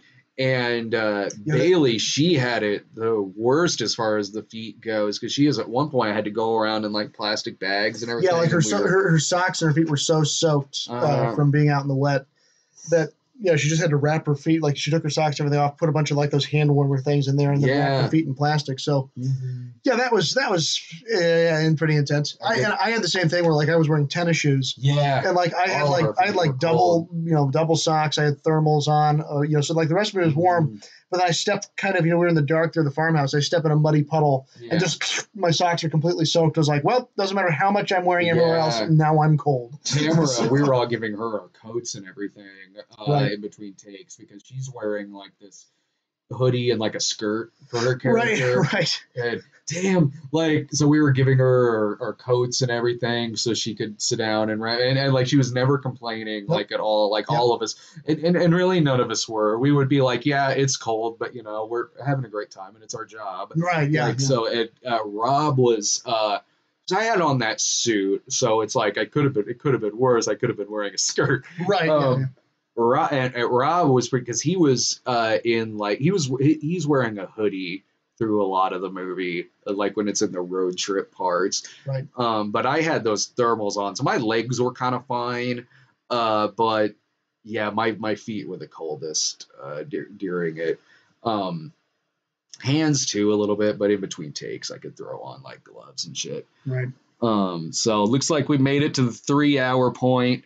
Thank you a bunch, everyone, for watching. And real quick, just to give a final shout out to the Black Friday sale. The links are in the description. Our DVDs are $5 each at walkawayentertainment.com. And for Vimeo, it's $5.99 each. And use the Black Friday code Black Friday 18 over at Vimeo. Again, links in the description. Links also over on our Twitter account.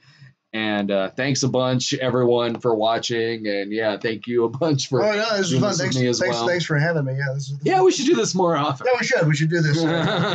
This would be great. So yeah. So again, thanks a ton, everyone, for watching. And I hope you have safe travels and everything this weekend. I hope everyone had a great Thanksgiving. And we'll see you soon. Right. Take care.